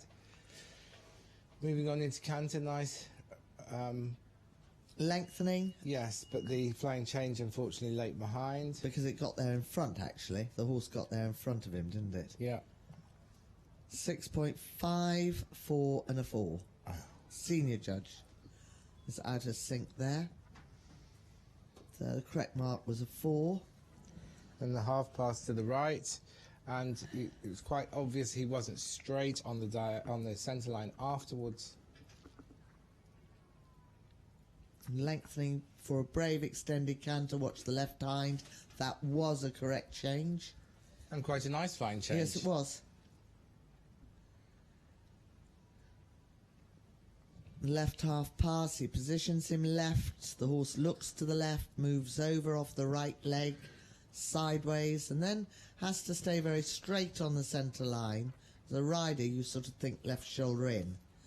Straight away you're into the stretching, where you have to ease the hands, let the reins lengthen. Again, the horses perhaps just a little bit curled. It wasn't too bad. No, you it saw wasn't. a difference. Yeah. Yeah, saw a real difference there. Coming to that change, which I can't see. Yes, happened. Was it correct? Yes. So was that. Yeah. First change got a 7, a 6 and a 6.5. And then the second change, a 7. It's really the trot and the walk. Just if he'd been given a little bit more movement, it would have given Gubby's job a little bit easier. He rode it nicely. He rode every mark out. He did. He did a good job. And first time at badminton. Big atmosphere. And also, when you've sort of, the crowd have buzzed up anyway after Ingrid Klimke, they've actually seen 3 pretty good tests in a row. If suddenly you've got to follow that, you know, some people might be thinking it's a bit of the after the Lord Mayor's show, but he's going to feel pretty good, isn't he? About that. So fair play to Gubby Leach. We wait his score. Lois Barnes has tweeted, love the commentary from the 2Ps. Say hello to Lois, Catherine and Helen. Long arm, short reins. Hashtag MMBHT and Dressage. Plenty more on where that came from. Let's see what else. And just seen Louise has tweeted, oh God, at John T eventing on Badminton Radio, he's made me cry. But you could hear what it meant to him to go sub 40, and with his horse that has now gone into second spot, 37.2 the score, and 30. Well, actually, they've adjusted it because he's now gone into second. Wasn't he put into second to begin with? Yes, he was. And then Ingrid went ahead first, but he was.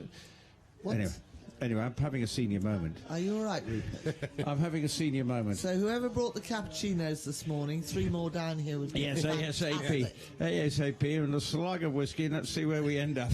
So anyway, whatever. The 1, 2, 3 is Ingrid Klimke, John T. Evans, and Karen Donkers, 36.4, 37.2, 37.3, and just looking at it, the top 5 currently, the top 6 now separated by less than 4 points, so it's very tight at the top, and that is just what you want. And hopefully we will hear from Ingrid Klimke before too long. And but in fact, who's still favourite? Well, our Olympic world champion.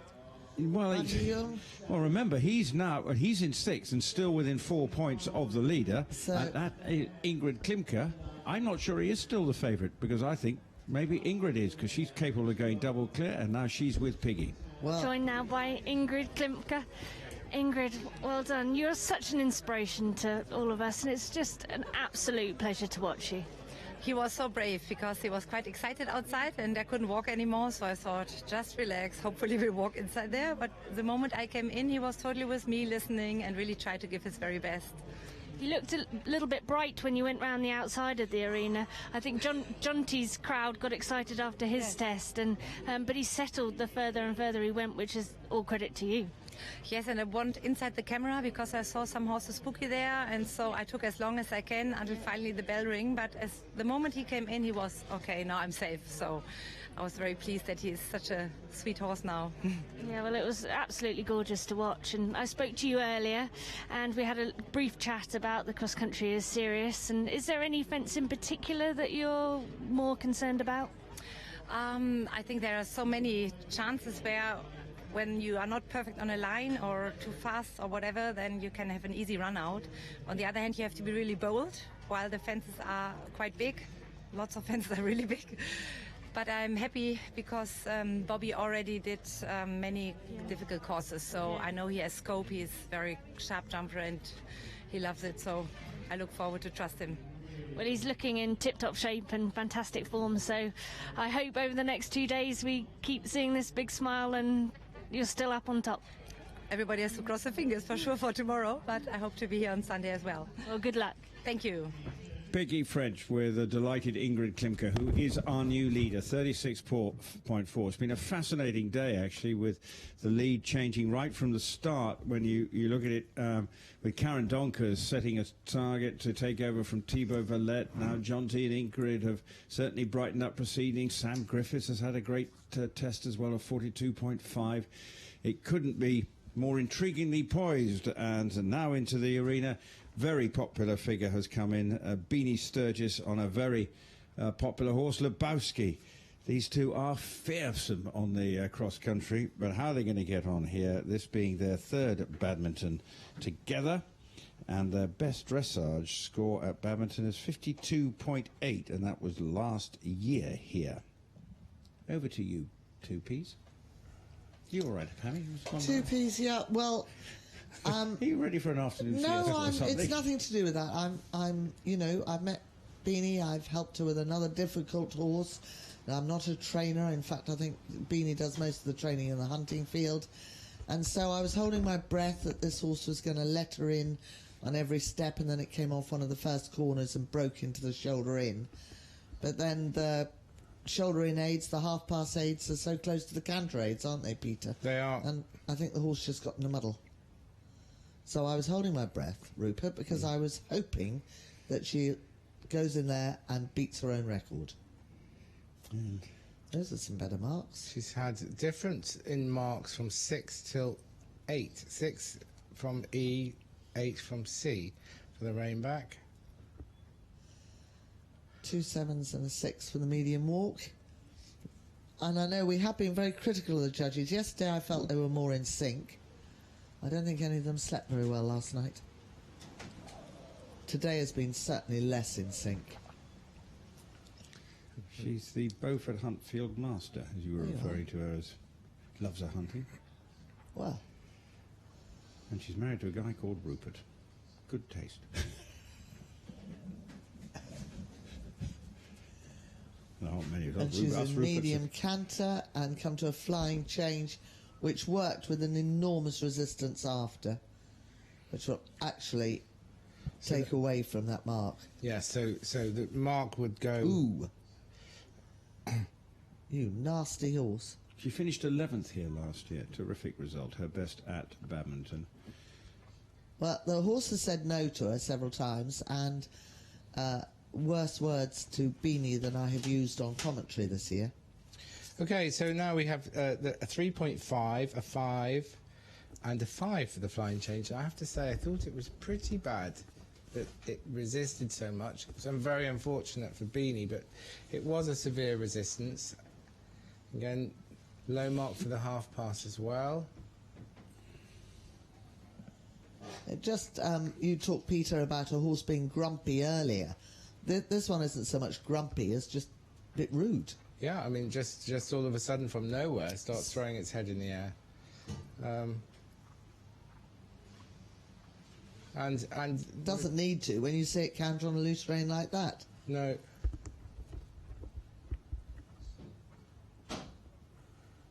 And I don't think that this is physical. Earlier on we found the words round, trying not to say the words head shaker, to then hear on the commentary that it was a head shaker. I don't think that this is for any other reason than temperament. Yes, I think so. I think the horse just resisted the rider's half halt and restraining aid to keep the horse under control, which is a real shame. She read that tactfully, that transition to trot, as she rides down to her last halt, which isn't square. So, poor Beanie did not have the easiest of rides. No, she actually got quite good marks for the halt. She had an 8, a 7.5 and an 8. They're quite high marks for that halt. Yes. Horse is obviously a bit of a character, but then... Yes, look at this.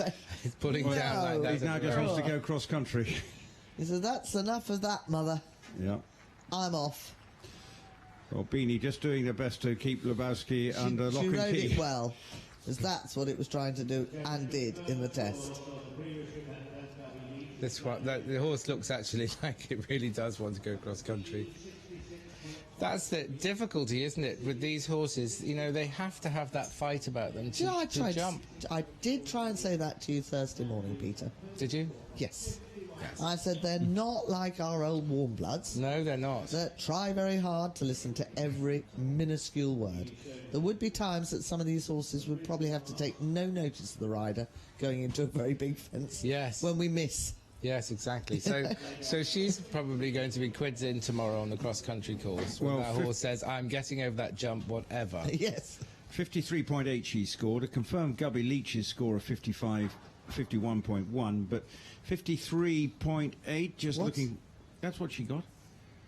According to my... Yes. Oh, yes, 53.8. But last year scored 52.8. But did go double clear subsequently, hence the reason why she finished 11th. So there's no reason at all why Beanie couldn't remain on course for a very decent finish here. Now, this is the youngest rider at this year's Mitsubishi Motors Badminton Horse Trials. It's Cathal Daniels from Ireland, 20 years of age. What did Gubby Leach get? Gubby got 51.1. Gubby got 51.1, just to confirm. So Pammy can write it down on her. Well, I like to know these things. It said 53.1. Well, on my computerized scoreboard here, it's come up 51.1. Ah, right. You see, so it's a revised score. So, you know, when I was having my Jaunty moment, you see, went behind Karen, didn't overhaul Karen, did he? You know, no. See? So, I'm thinking of back in the real world now. A little bit of some of this in my next comment. But Cathal Daniels, I think, What a pretty horse. Well, he's 20 and has got lots of experience under his belt, and obviously has been sort of fast-tracked with the improving quality in the Irish eventing standards at the moment. There's so many riders around now competing. We've got so many here as well, and obviously Jonty Evans is flying the flag for Ireland in brilliant style. So how can this young man get on here? Competed in Po last year, where they scored 53.9 on with this 10-year-old chestnut mare, Riogan Rua, and then they finished in 12th place. So that's a really good performance from Cathal last year. So let's see if he can replicate something similar here. Now, how are you? Well, you've been talking so long. If you look at the scoreboard, not too good. Well, the halt wasn't very good, was it? No, the halt, unfortunately, didn't really stand still, and he's also just had a problem in the shoulder in. Oh, no, it's going to be a chestnut mare, please. Nobody breathe in the stands. Oh, dear. This does not look promising. This is when you think, oh, no, if you're judging, you think, how long can I keep it going? The horse is just not interested. He needs to actually He's just actually get through in the serious trouble. Yeah. Because he needs to get in the direction of the test as fast as he can, whether he does a shoulder in or a half pass or even canters it. Yes, because if he gets eliminated, that's it, isn't it? Yes, and he could get eliminated. He was pretty lucky there. That the horse, when they go a little bit like that, they've down tools and they've walked out the room, haven't they? Those toys were being thrown out, weren't yeah, they? That's of it. the bath. We're not actually going to comment on the fact that it's going to get noughts and ones and threes for a minute. I think we're very much on the side of the rider. Very, very quiet in the stands with this little mare. There is a real difference in marks at 1, 3, and Judge at M gave a 6. Don't. He wants to celebrate with the judge at H. Nobody breathe. It doesn't matter what this horse does. The jockey has to just keep it going in the direction. So, and I just head down that long side. I wouldn't have turned it round. It didn't work. No, he didn't turn it round. He just wanted to turn round. Knocking the barrier on the edge. Poor guy. What a shame. This is a nightmare introduction for him here. I mean, they did so well at Po and elsewhere last year. Just absolutely thrown its lid out. Now, what's concerning me is the senior judge is being kind. And the words are 3... Isn't it, Peter, something about 3 big... What, resistances, yes, you mean? That's the word I was looking for. No, they have to... Well, in dressage terms, I know that if they're over 25 seconds of resistance, they're eliminated. Okay. But he's had different ones. And just let's pray that he can get through the test and finish and come out and continue the rest of the event. And actually, you know, it's not a great walk, but I mean, the horse is walking. I mean, how peculiar that she would have such a tantrum about just going across the diagonal. Well, we don't know whether she's in season. And Now, again, I wouldn't want to be him heading off towards this flying change. No, I think you just take what God gives you. And Very it was a neat clean change. slate. A nice what change. a naughty mare this is. And Well, again, stands top and bottom, please. I know we can't really influence you, but we can slightly, and it's moving off the left leg that this horse doesn't like, Yeah. in particular. Aim up that centre line and pray. It doesn't matter which leg you're on, turn right at the top. Well ridden. That's all he could do. Yes. And the only other thing he can do is just not let it stop again. One judge gave. Peter, you're really interested in the marks. I'm interested in the completion. So am I. I don't really mind Poor about guy. the marks. No giggling. Nobody breathe. Doesn't like going side. Keep it moving. Kick, kick, kick, kick, kick, kick, kick, kick. Don't give up. Straight down the centre line. Really, really does have a problem with the half passes. It's the half passes that really seem to affect the horse. And again, she seems quite happy to do her stretch. Just seems that she has had some bad experience, perhaps, in doing the half passes or something like that. She got out of bed the wrong way. And this is no reflection on Dare I say, female. No, female. chestnut mare, no. I was just saying females in general. No, really. the best horse pip I ever had, a little mare called Duella, chestnut mare. She was fantastic, wasn't she? Well, she still is, luckily. She's going in full. Yes. Gave her heart every step she ever took. Yes. All chestnut mare. Britannia, didn't she win here? Yeah. That was chestnut mare? Yeah, Lucinda Fredericks. Oh no, now I'm not going down the centre line. Go on, get down there. Doesn't matter, go sideways. Just get somewhere and stop He's going to just be. He's going to be absolutely. Right, ladies and shell-shocked gentlemen, at the we end. have seen, unfortunately, a test that will get the lowest marks here at Badminton, as a lot of it wasn't performed. But that's nice of you to give him a big hand, because that little mare said not today. Well, he It's a got real through. shame, real shame. And, you know, to be a rider in that situation is horrible. And he did the best job possible. He's a nice rider, isn't he? He is. Sits nicely. He didn't do It's a anything real wrong. shame. Well, it's just going to be one of those days, and you can wonder what happened. The first badminton appearance. Well, I suppose the only thing things can only improve. Things can only improve. So She looks quite happy now. She's Yes. thrilled. Well, I wonder what the rider's feeling. Piggy, good luck to you when you interview poor old Cole. not even sure that it dare come out. It could just be these stands and the crowds. Yes, Well- I think it is the problem. While we wait for the mark, let's head back to Piggy, who's with Beanie. You did a great job, you did out there, girl, because he can be a sharp little sod too, can't he? Oh, Piggy, he can be a sharp little sod. I'm afraid I went on the theory that there was no point trying to bottom him for the dressage today because, you know, sod it, I'll lose 5, even 10 marks today because I want all his energy for tomorrow. So today's small fry, isn't it? It's not about today. It's not about today at all, but I mean, you have done wonders with him over the years because he's not built for this. He finds the dressage bloody difficult, doesn't he?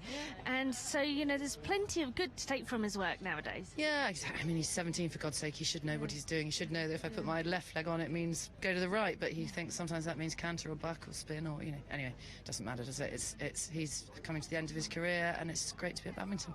It is great to be at badminton. It'll be great watching you out there tomorrow because we need to see these good cross-country riders try and show us how to do it. Yeah, big pants on tomorrow, isn't it? Yeah, absolutely. Is there anything in particular that you're more worried about, or just from start to finish? No, I think it's nice. It's a good badminton course. You've got to be brave, kick, attack, you know, and don't be too technical. You've got to think quickly. You've got to be very adjustable. You know, it's just got to do it. I mean, it's quite ironic that the footbridge over the Vicarage ditch, I would call a let-up fence, you know, which is one of the sort of kind of brutal fence. But to me, that's a sort of given let-up. I'll probably fall off now, but it's I'd say that's a let-up fence. So that does show the calibre of the course. Well, anyway, no, best of luck tomorrow, girl. We'll be behind you and hope to see the smile at the end of tomorrow. Thank you. Well, the girl in question is Beanie Sturgis. She's describing the cross-country day as a big pants day. I think that's going to be the line of the day so far, aheading of what Eric Winter has just called. So we're calling cross-country day Big Pants Day, this 2017.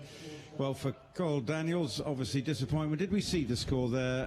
Yes, 84. 0.6. Do we have to repeat it? Yes. Well, and poor guy, it. 45%, 39% and 45%. It just was very unfortunate, poor guy. But at least he's finished and he's through to the next. And there will day. be a lot of people with bigger scores than 84%, 84 penalty points You never tomorrow. know if you can go double clear, then the horrors of today will be forgotten. But another Irishman making his badminton debut. He's 14 years older than Coral. It's Kieran Glynn, riding another mare, an 11-year-old mare, November Night. And this horse has competed at 4-star in Po last year and scored 53.3. And then ended on a score of 74.3 and in 23rd, and has also done well in Buccalo, and so has done some decent performances, but a sort of 50% mark is what we're probably looking for here. And how's the start looking? Well, at the moment, no mistakes. A little cautious, perhaps. Medium trot was a little cautious, and the half passes need a little bit more positioning and bending and staying more parallel to the sides of the arena. And this is what we were talking about earlier, just that feeling of the tests that have quite rightly had the higher marks have really come in here and had a bit of punch about it. That was quite a nice rhythm. Came back a bit early, didn't go to M. Yeah. Mr. Storr, am I allowed to say that? Of course you are. Should it go to M? It should. If it says KX. It should, and the transition should be made at M. So next week, when you're doing your Grand Prix and you get halfway across and run out of puff, I can say I can put on the sheet, can I?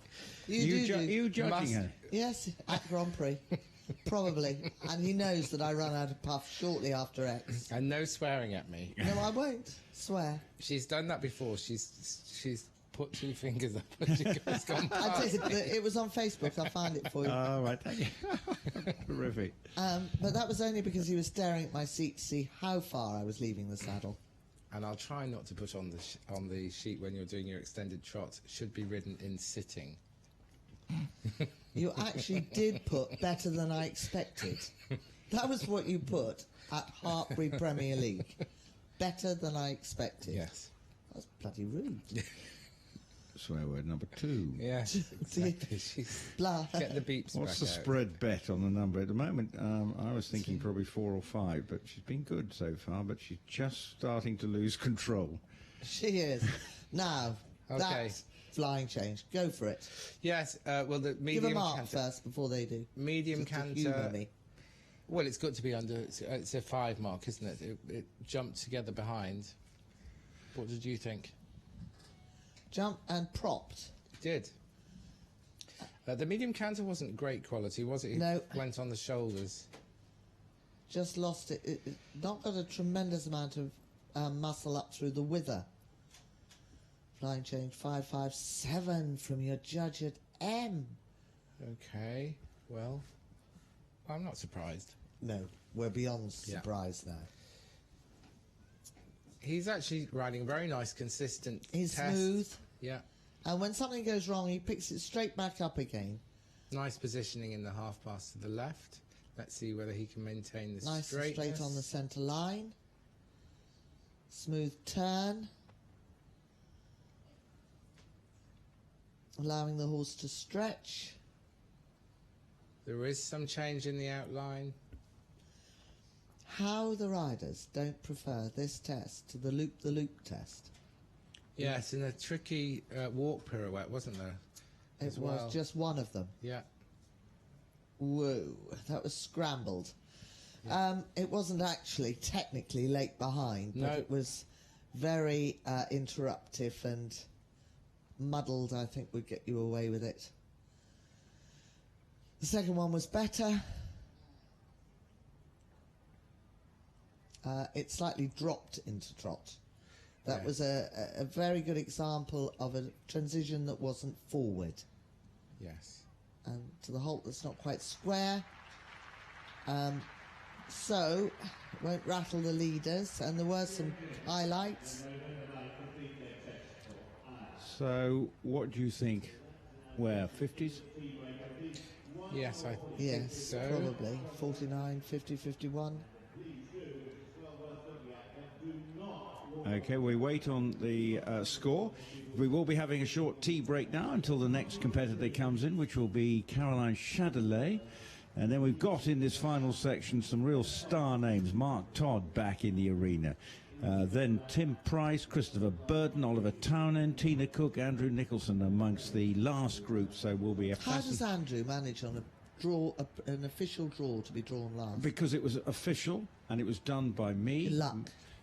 Absolute luck. He's always drawn last. Well, you can go to Facebook. You can see the whole real. draw. I know it was real. And it was just so that Nereo, but fair for the spectators, couldn't be better. But he's coming out of the arena. It's been a great little afternoon session with all change at the top now with Ingrid Klimke. Here comes the mark.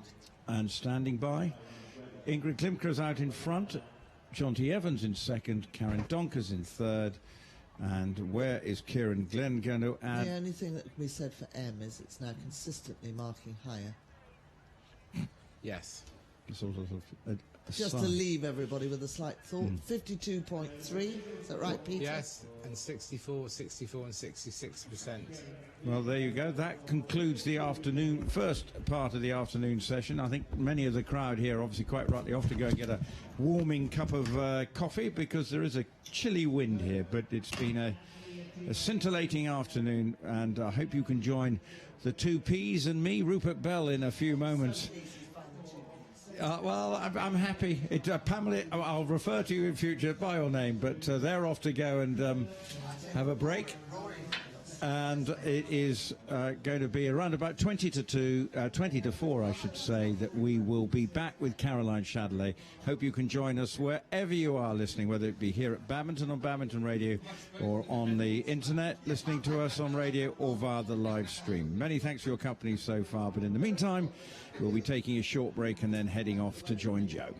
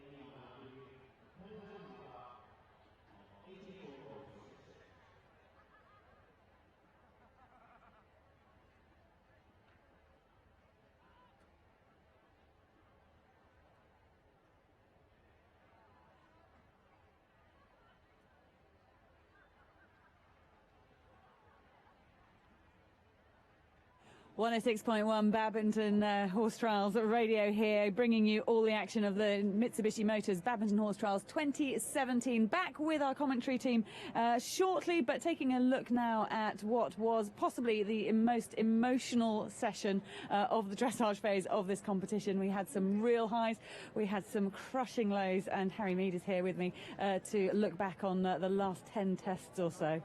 Yeah, I mean, it was just amazing to see that reaction from John T. You can see how much it meant to him. He's somebody, I think I'm right in saying he's only ridden here once before, and that was 10 years ago. So I think the longer you wait, the more it means being here. The very fact he's got to badminton and then delivered, his best possible test to date in that environment, and just a complete sort of realisation of that as he left the arena. John T. Evans obviously riding for Ireland on Cooley Rorke's Drift, and I think he was saying that in his world, if he had managed to get somewhere in the 40s, he'd have been thrilled. He's now lying 37.2, and literally came out, spoke to Piggy, and there were tears. There were tears all round. Just proving once again what a magical experience badminton can be, and how all these riders, all these teams behind the riders, putting their heart, soul and lives into getting here and being able to perform.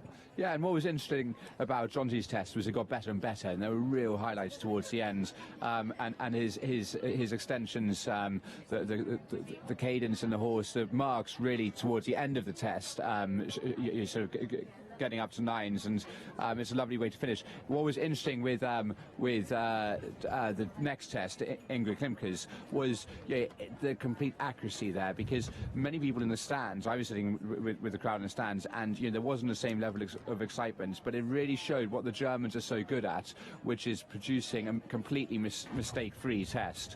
So it's not just about being able to get sort of the really high marks, but it's just about having nowhere in the test where you slip down below a 7. And she's an artist of that. Her execution, particularly of the halt and the rainback, she's absolutely brilliant at. And it was another classic, Ingrid's Klimke classic.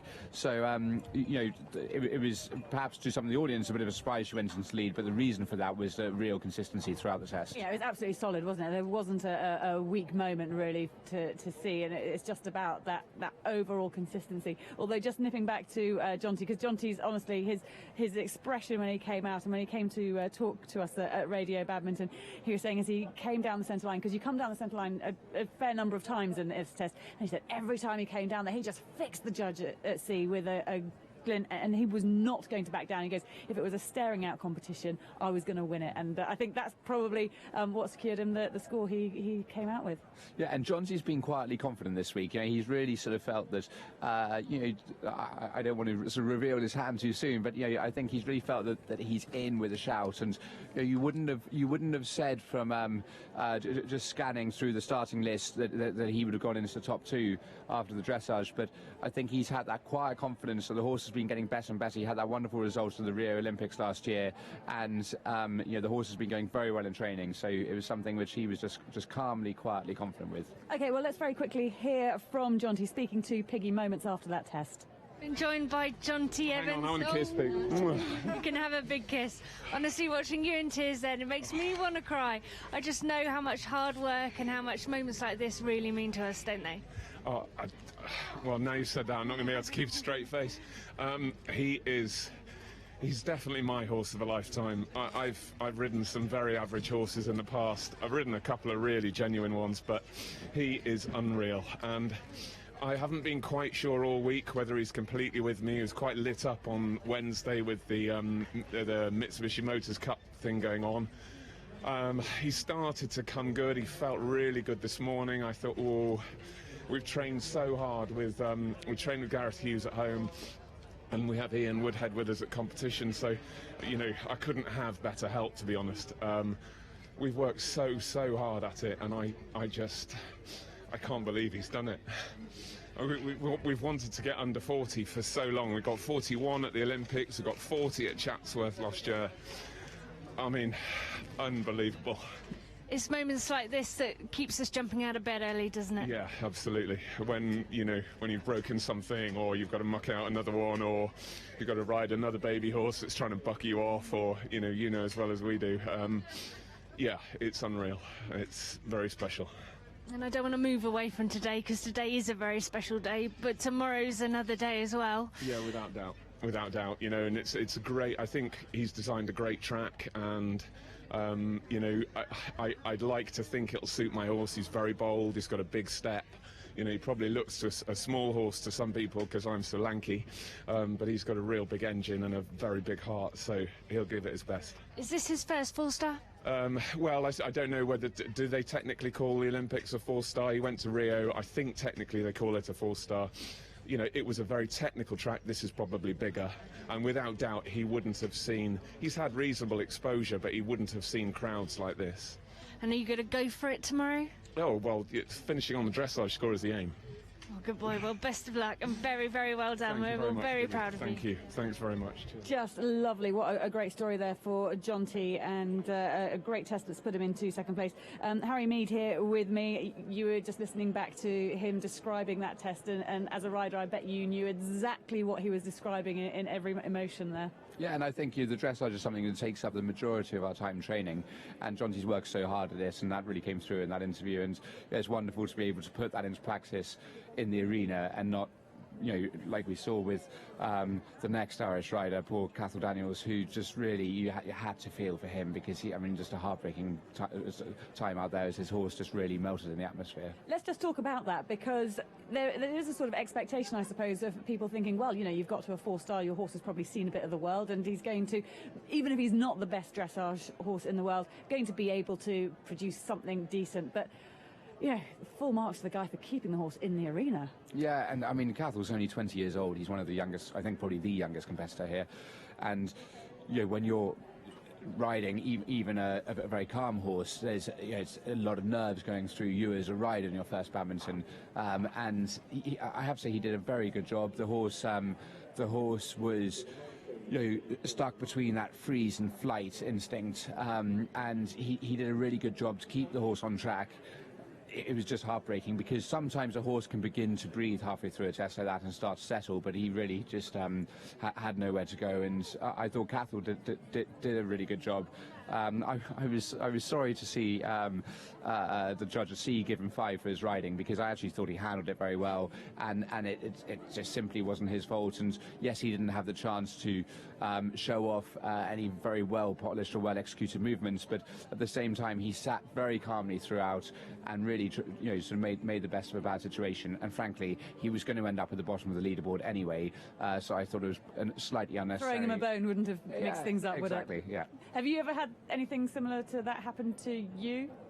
Not to that extent. I rode a very good horse called Midnight Dazzler here 5 times. He was a really highly strung horse, quite like that one, and it was always a real challenge to keep a lid on it.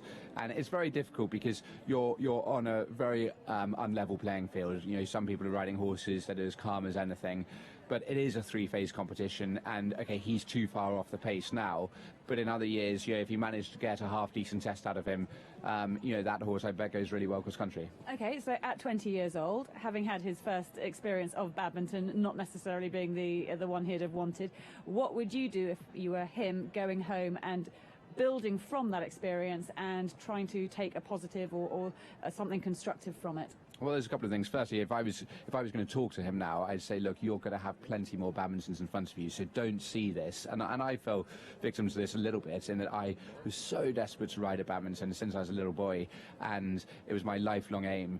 And in a way, it's natural to think that this is his one opportunity and now he's gone and blown it. But actually, it isn't. He's going to have other badmintons in front of him. He's a great rider, and you know, just learn from this experience and move on, and he will get more opportunities. And in terms of learning from the experience, you know, sometimes I've found in the past that actually having a not brilliant final prep run before you come to badminton, where a horse doesn't perhaps react that well to the atmosphere, it can sometimes be quite good, because it can make you change up your warm-up, because we're used to competing at one-day events in the middle of an empty field with 2 men and a dog watching. So coming to something with a big atmosphere, often you have to have a very different approach, and maybe that's something he can look at, remember from this year when he comes back next year, and think, look, I've got to do something completely different with my warm-up, and actually that might be the key.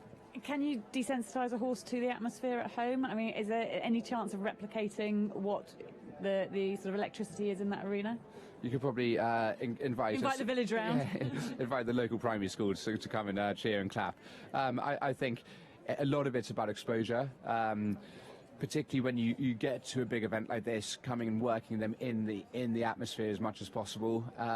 It is very difficult on a normal week in, weekend out basis, because you just don't get the crowds. But it's about trying to get to those big events where there is atmosphere, and then exposing the horse and not protecting them too much. What was really heartening, though, and what was lovely during that test, was that I don't think anybody in the grandstands dared even breathe. They were all behind him. They were all on his side. They all just wanted him to be able to squeeze anything he could out of his ride, and everybody was rooting for him. That is one of the really lovely things about this sport, is you don't get the rivalry where you've got one person pitched against the other. You have a real camaraderie, because everybody's in it together. You're all competing against the test, so everybody's winning each other on. And very much on cross-country day, it's everyone's in the same boat trying to tackle the course, and there's a real respect and encouragement from other riders. So it's a lovely thing you picked up on there, and it's very true about the sport.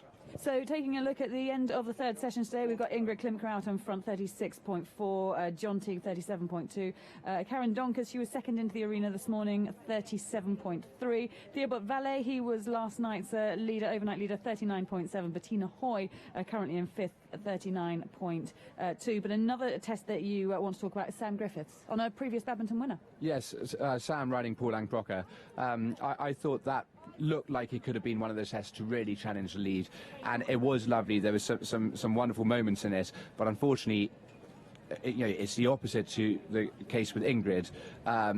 His test was just littered with quite a few expensive mistakes. Some of the flying changes he missed, and then ended up on fours. There were lots of very good marks, but Sam will be very frustrated, because you do want to feel that you go in and attack the test, but it's so expensive when you go in and you just throw marks away, where in training you'd be nailing those changes, and it'll be frustrating for Sam, but he's still well placed, and that's an outstanding cross-country horse. They've got a wonderful partnership, a very good record together, and this is a three-phase competition, so it'll be, in a way, this is almost like a handicapping system now, where everybody's starting off on the cross-country on different scoring, but then some horses have greater strengths than others, and that's definitely a combination. And actually I have to say, so is Jonty's in terms of the show jumping as well. Those are both combinations which could go and jump double clears and have a good chance of finishing on their dressage scores. OK, well, let's hear from Sam now, talking to Piggy. Game on, I think we say now, don't we? Yeah, we do, Piggy. Some of her work that she did in there was beautiful. I'm just ruining a few little mistakes I made. I missed a couple of changes, which was very costly. Otherwise, she could have been right in the 30s, and then that really would be game on. But listen, to come out and be sixth, so, with everyone who's gone so far, I'm just really pleased. And I thought she looked fantastic, and she's getting quite consistent. But as you said, just a couple of the changes were just a little bit tight, and we just think what mark we nearly could be on. Yeah, it's one of those things. I mean, she's doing lovely changes outside, but I guess that's sort of competition and pressure for you. So yeah, I was sort of ruining those a bit, but listen, also she did some lovely work, and some of those half passes, I felt like I could ride those all day. She felt so nice through those. And I said game on because 42.5 at this badminton, I think, is a very competitive score to start on, with tomorrow ahead. Yeah, very much so. I mean, we won't be thinking of the dressage as we can out of the start box tomorrow. It's a seriously tough track, as I'm sure a lot of the other riders have said to you. But listen, I'm an experienced horse. She's a past winner here, so she always likes it when new course designers come to badminton. And let's hopefully, luck can go our way and I can do the same again tomorrow. Yes, because you won it, didn't you, the year that it was a very tough course when Giuseppe first did it and it caused mayhem. It was really tough.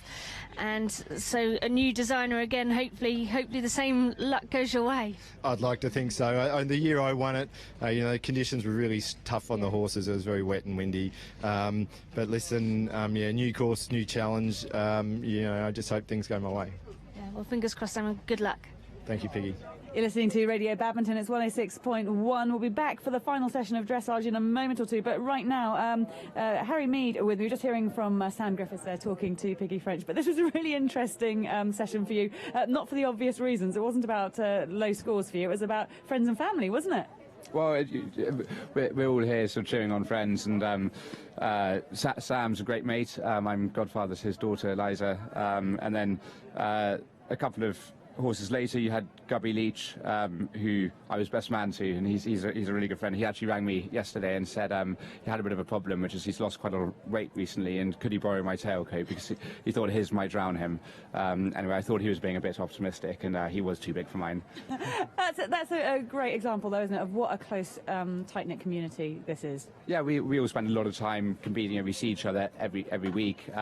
We stay away a lot at events together, and yeah, it's a great sport. It is all-consuming, and one of the things about it being all-consuming is it means you don't have that much time outside the sport, but you end up with really, really great mates in it. Okay, so looking to the final session, are we going to see any change up at the top of the leaderboard there? I know that a lot of people are looking to the very last horse to come in this afternoon, but looking at the final 10, who are your standout combinations to keep an eye on? Well, it's a really strong lot. So you've got Mark Todd riding Campino, who, they've got a great record together and could challenge the leaders. Andrew Hoy on Rutherglen, is easy to slightly disregard that horse because he's had a slightly patchy sort of record cross country, but he could, on his day, put it all together, and he can do a very smart test. So that'll be an interesting one to watch. Chris Burton riding Graf Liberty, that horse can put out a very smart test as well. And then the last one, Andrew Nicholson on Nereo, they've in a way they've gone probably to Andrew's relief, slightly under the radar this year because he was such a big talking point in previous years, and that horse has got better and better. Andrew's got all day to really focus on him being the last horse of the day. They know each other like the back of their hand, and he's a horse who can post a very good mark, so definitely one to watch. Okay, we look forward to it. Harry, thank you very much for keeping us in the picture, and not just what it is to have that sort of professional insight into the highs and lows emotionally of riding that test when it goes so well, when it goes maybe not quite to plan, and also just what a tight-knit community we are focusing on here this year and every year with this amazing sport at the Mitsubishi Motors Badminton Horse Trials. But we need to head back to the main dressage arena now. Rupert is there, poised and ready to take on the final session with Pammy and Peter. Many thanks, Joe. Yes, always interesting hearing from Harry, because the first rider for the final session of the dressage is in position. Peter Storr is alongside me, Pammy Hutton, and it is Caroline Chatelet coming into the arena with a horse that she describes as a horse of a lifetime, and that is Cadessia, a 14-year-old bay mare. And this horse is a first-timer, as indeed Caroline is at Badminton, and they will be hoping that they can get off to a good start. Looking at their sort of dressage scores, we're probably looking at around about the 50% mark, 50 penalty marks here. So that's looking at some of her scores of late. At Pau last year, they scored at 54.3, but they were eliminated in the cross country. So, but that's where we're expecting. Peter, fueled up for a final session? Yes, I am. And just coming into the first halt, slightly step back to square up a little, which is a bit of a fault. Nice positive move off. And unfortunately into the first medium trot there were canter steps. So that will be a low mark. We had a tranter from you. You asked what? Yes. The new word on the new word of the day, a tranter. Yes, tranter. Peter Tranter Storr. Does that work? So they give you a double-barrelled moniker. Well, exactly. I feel more at home at badminton, actually. Yeah. You need a double-barrel name, really, don't you? Well, you wouldn't want it. My middle name's Wentworth. You wouldn't. So that doesn't really. It's a shocker. And into the shoulder in. Like to see a little bit more uphill carriage, if possible. A little bit low in the frame. Improving in the half pass to the left. Quick hello to the Limpsfield Club members enjoying the commentary, all rugged up in the stands at the moment. They are. Hope you're having a fun afternoon. Yeah, it's quite a cold wind. Yeah. Yes, I think we got the best place, didn't we? It's warm. We haven't opened the windows at all in our commentary position. No, last year we boiled. Is it still looking like a 54, 53 type of store early on? Yes, it is. We're seeing 6.5s and 6s for the trot movements. You're so pleased, Rupert, that you've got a mathematician now, or at least you've decided Peter's getting the scores, and he's fairly accurate. And she got a good mark for the halt. She got 2 8s and a 7. Moving into the medium walk, could have a little more purpose, and actually the rhythm is not 100% clear in that medium walk. Improving now in the extended walk. And by that you mean it goes a little bit, instead of 1, 2, 3, 4 in rhythm, it goes da-dunk, da-dunk, yes, da-dunk, it goes da-dunk. almost 1, 2, because the one, horse two, brings 1, 2, 1, 2. brings both legs forward on one side of its body at the same time, and they should almost meet in the middle and create a V. So if you just look at the left fore and the left hind leg, there should be a clear V as they meet each other. And there the horse almost stopped making that V and was close to bringing the legs forwards at the same time. Medium canter, rather on the shoulder, unfortunately. Clean flying change. Yes, nice and easy. 7s and 6.5s for the canter transition. Flying change, 6, 7 and 6.5. Half pass to the right. Could have had a little bit more positioning. And just came a tiny little bit curled onto that diagonal line with the quarters a little bit to her right. Then makes it difficult to get the flying change. I was quite right. Yes. So the flying change was then late behind. So that'll be interesting. No. God give me strength. Oh, here we go again. 2 4s and a 6.5. Do you know that there are 90 judges, this is why I was late back, qualified, over 90 judges qualified, I still don't have that email, to judge at 4 stars. But that's statistically, Rupert, so you can have these statistics for next year. Probably only 6 or to 8 judge at all the 4-star events. So there is a little feeling that it is a little bit of a closed shop. I say no more. I get what you're saying. Right. Well then... That was a late behind change. So are we going to get another 6.5 from Judge M? Without a doubt. And probably another one there for another late behind change. She's got to be able to see those. Yes, I would hope so. I really would hope so. They were very clearly late, weren't they? They were clearly late. Oh, yes, we've got it. It's 4.5. Oh, no, it's 6.5 again. Oh, she failed. Dear goodness me. We'll give the rider a clap, despite her late behind changes, which she probably could feel and knows herself, even if the judges didn't. In actual fact, the one who can't see the changes late behind is a rider's friend. Yes, so it's sadly not the same marks, different divided marks for those late flying changes. Nice to see the horse having a bite of grass, looking relaxed. And I'm just going to have a bit of a shout out here via one of the tweets. Stacey Grosvenor tweeted, listening in Harden in rural Australia. Whereabouts in rural Australia is that? Shout out to the grooms. Chuffed to watch Gubby Leach's Xavier groomed by my daughter Brittany. There you go. So a big shout out to the grooms, because they are often the unsung heroes of the whole event. Absolutely, and I think, you know, they do so much work, and they really get the horses ready, and if the horses aren't happy in their daily life and their... And the groom does everything. Yes. 56.3 the score there for Caroline and Cadessia. Let's, though, hear from a man who probably didn't really want to talk to Piggy, but he did. That was Coffle Daniels. But unfortunately, that sounds like it's not happening. But there we go. Never mind. Well, he didn't want to talk, obviously. He didn't want to talk. Well, we may have heard from him in the meantime. Is everybody keeping an eye on him, poor guy, after the test? Make sure he's not going to go and slit his wrists. There's a bit...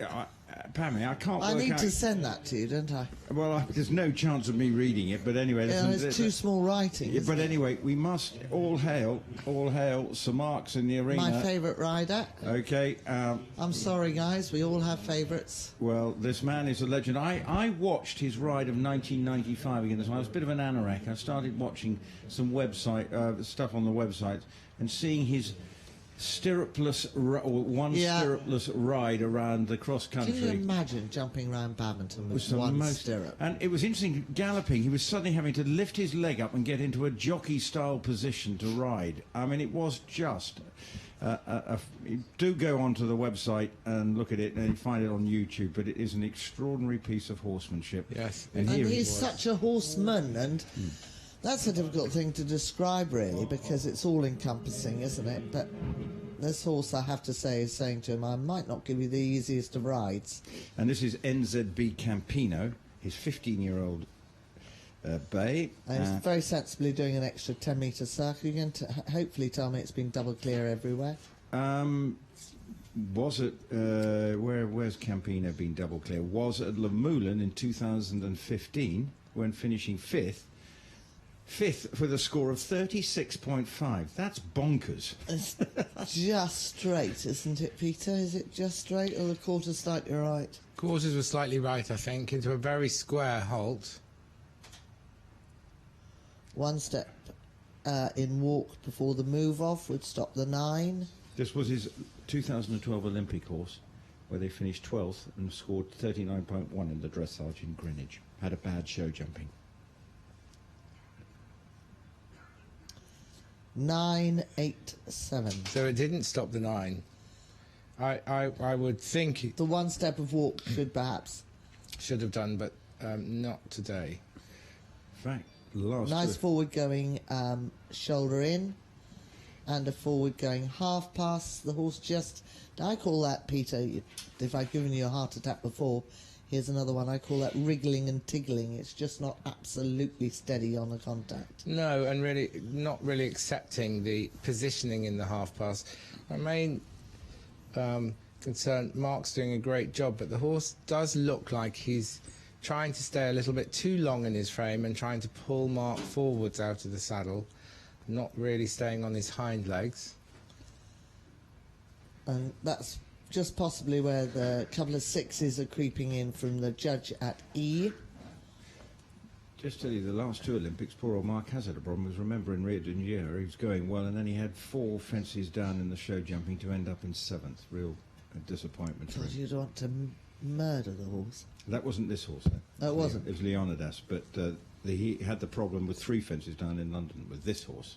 Super halt, and then unfortunately not the easiest rein-back steps. Bit rushed. Lost the diagonal step at the start and improved as he went on. But don't worry. There, the M judge had that nailed.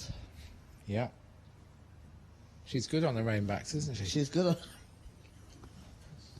So moving on to the extended walks. So here we see quite a nice... the judge, you'll say? Yeah, we're saying, well, the judge is quite good at her rein-backs. Yeah, she knows her stuff in the rein-backs. Yeah. Just missing out. Very, very pleased. Just go, meow. No, we're relieved. Dear goodness. Trying to stay positive. We've got to stay positive. We've got to say the good things. Yeah. She might not know a dicky bird about flying changes, but Mark, she's nailed the rein-back. Just say Mark had an error on course on his ride yesterday on the Leonidas, but he's finished on 42.9. Ooh, Mark, let that change get ahead of him. Yeah, you could almost tell from the beginning of the extended canter, the horse trying to pull him forwards again, not really wanting to stay accepting of the contact and the balance that Mark wants him in. And you say, how can we see that? You can see Mark is very much on his seat, his legs, even in these interruptions that the horse gives him with the contact. Mark Todd's legs never come off. Hallelujah. 4, 5 and a 4. Correct. For the flying change that was late behind there, the horse was downright rude and got to the flying change before. Made a real hash of that. Didn't really change on his aids, did it? No. So So losing lots of marks on these flying there's going to be some... And actually the extended canter mark should come into that as well with that resistance. 7.5 from the judge at M. With a 6 at the other end. Oh, yes. 3.5, 3. And that's actually fair enough, actually. The judges can decide, is it just the flying change and the collection that I'm going to go down on? Or was it the both? resistance? Yeah. And in that case, it was 2 things. It was a nice flying change. So he's always having to just help this horse to stay in balance, isn't he? Well, he's pulling down at him. But I'm staying really quiet about that because this man can do no wrong. Yeah. And I would be a prejudiced judge. He did a good job with those both those flying changes. Now you know how hard it is to be a judge. Well, that's why I'm not a judge. I am a qualified judge, but I don't do it. I strike. Peter, do you find it easy to be objective? Yes. Yes. Don't help. Yeah. Very easy. Okay. So some good points. Horse could have stayed a little bit more in self-carriage throughout the test. So be an interesting mark, won't it? Because he'll get some good marks at the end. For example, as a rider, the submission will go down. The paces won't be slayed too much. It's an interesting one, really, when you talk about the rider mark at the end. It has to reflect also the way the horse has gone. It has to have some balance. I know. Yes, but... And I've always disagreed with that a bit, because if the rider rides superbly... But then if the rider rides superbly, you could argue that the horse would go superbly. No, not necessarily, though. Do you agree with that? I could say that you had a very difficult horse beginning with J. Yes, I did, yeah. Now, did you ride that worse? No. Exactly. Good morning in New Zealand to Anna Laxton. 43.7, ranked 11th. Thank you very much, Pammy, for the score. But I was Anna Laxton in New Zealand, listening or watching us here in Badminton in New Zealand. Very good Saturday morning to you. You're wide awake to watch this last session because we've got not only Toddy, who you've seen score 43.7, so he's just gone down below his. He's now currently lying in 10th and 11th. With his 2 outstanding horses, and Anna is also looking forward to seeing Tim Price and Andrew Nicholson go in this last session. But I know a lot of you will be listening and watching in America, and you will be wanting to know how this next rider gets on. That is Lauren Kiefer, and she is riding Veronica, and Lauren is 29. She has competed at 4 stars before. Not, though, at Badminton. I've seen what she's done. Blenheim, she had a good finish in 2015, where she finished 6th at the CCI 3-star. And on Veronica, she has finished 2nd in Lexington back in 2014 and 2nd in 2016 on this horse. So there's hope, there's potential. For a good score, we're looking in the low 40s as a possible marker for here, maybe even better, to set her up, and we wish her well. And currently the lead, there's a lot of Americans in the mix, but at the moment the leading one is Hannah Sue Burnett with Harbour Pilot, who scored 44.9 yesterday. Any more information that you two need? Do you feel fully briefed, Peter? We do, and I think this looks a very nice horse. Let's see how she gets on with the test. It all depends on how the horse reacts to her aids and deals with the test.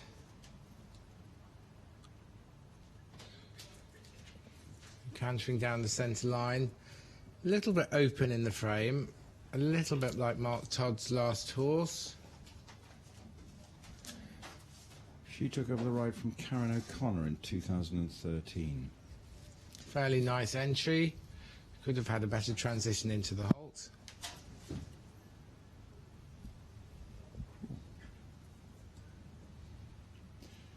That's nice. Yeah, very positive. That really punchy, is nice. Nice balance. And a very good transition down. Really lovely transition down. It was one of the better ones we've seen. Saw almost a step of passage where the horse really lifted up. Shoulder in, nice positioning. This is nice. Yeah. Is it a low 40 start? Definitely. Yes. Good. Yes, yes. So we've really got 7.5s. Is that a little too much bend? Maybe not. Very nice and free and forward in the half pass. The half pass actually looks very nice. From the angle we're watching the horse, it looks one of the nicest ones. It looks like it's a good mark of an 8. I agree with Yes. you, Peter. Yeah. Except for M, but less said about M the better. Unfortunately, a few steps of canter on the start of the extended trot, which will be expensive, should be taking the mark down to only a sufficient... No, it's not. It's staying quite high. They didn't There you see are. that.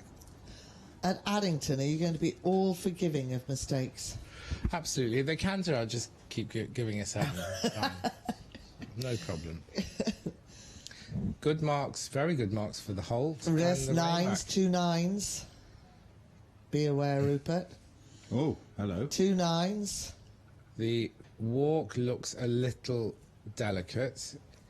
She's doing a very good job just keeping the It's horse... just a little brittle. Yeah, because bit she's having to tense. be very tactful, isn't she? Yes.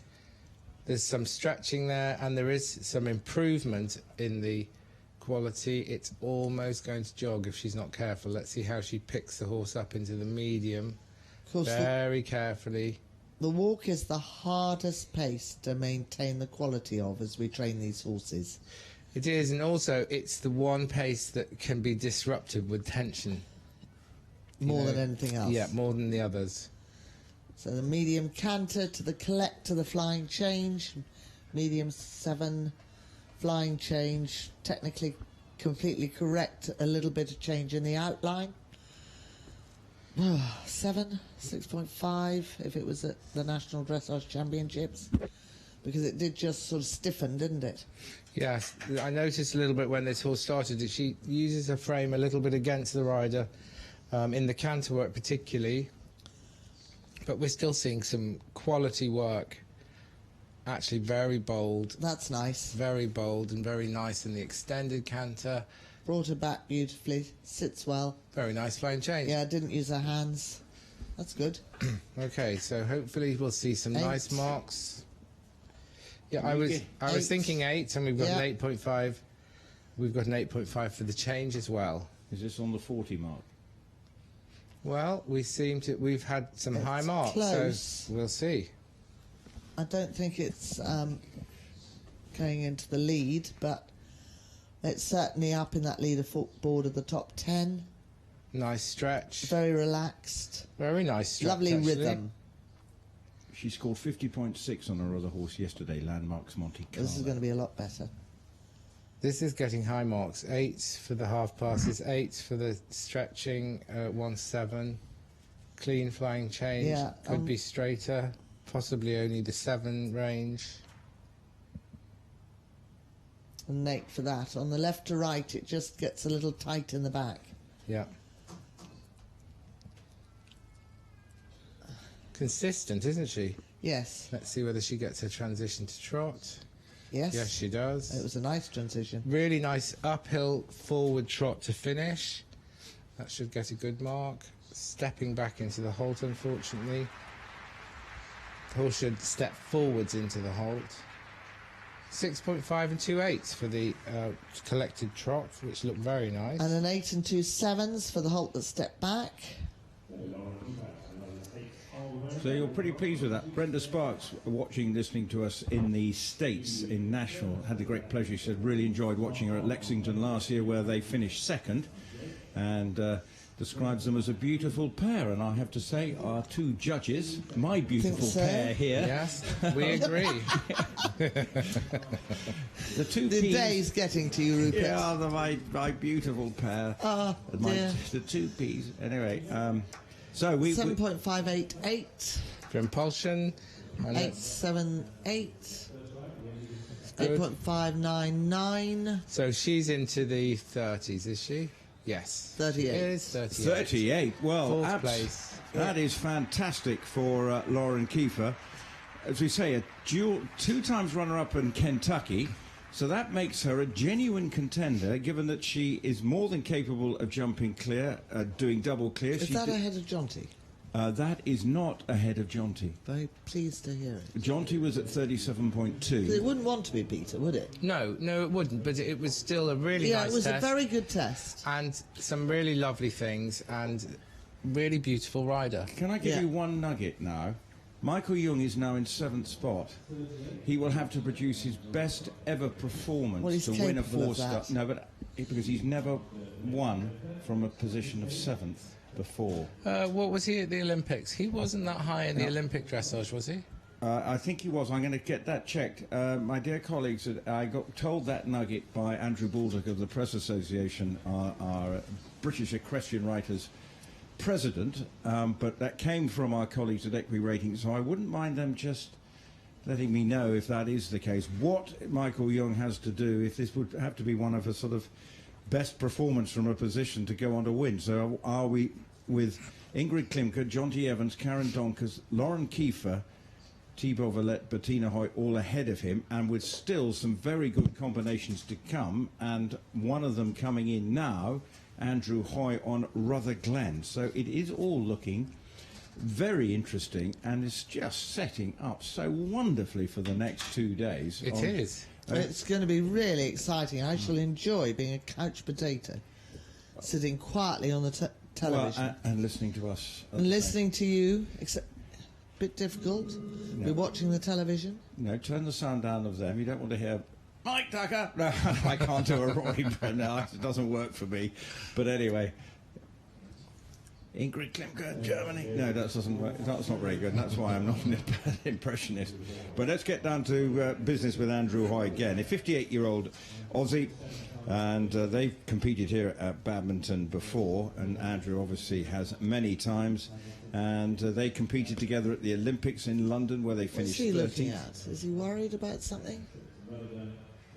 And that's a clever thing that we haven't seen done at badminton. Yes. Is to enter from counter-canter, which actually does help straightness on the centre line.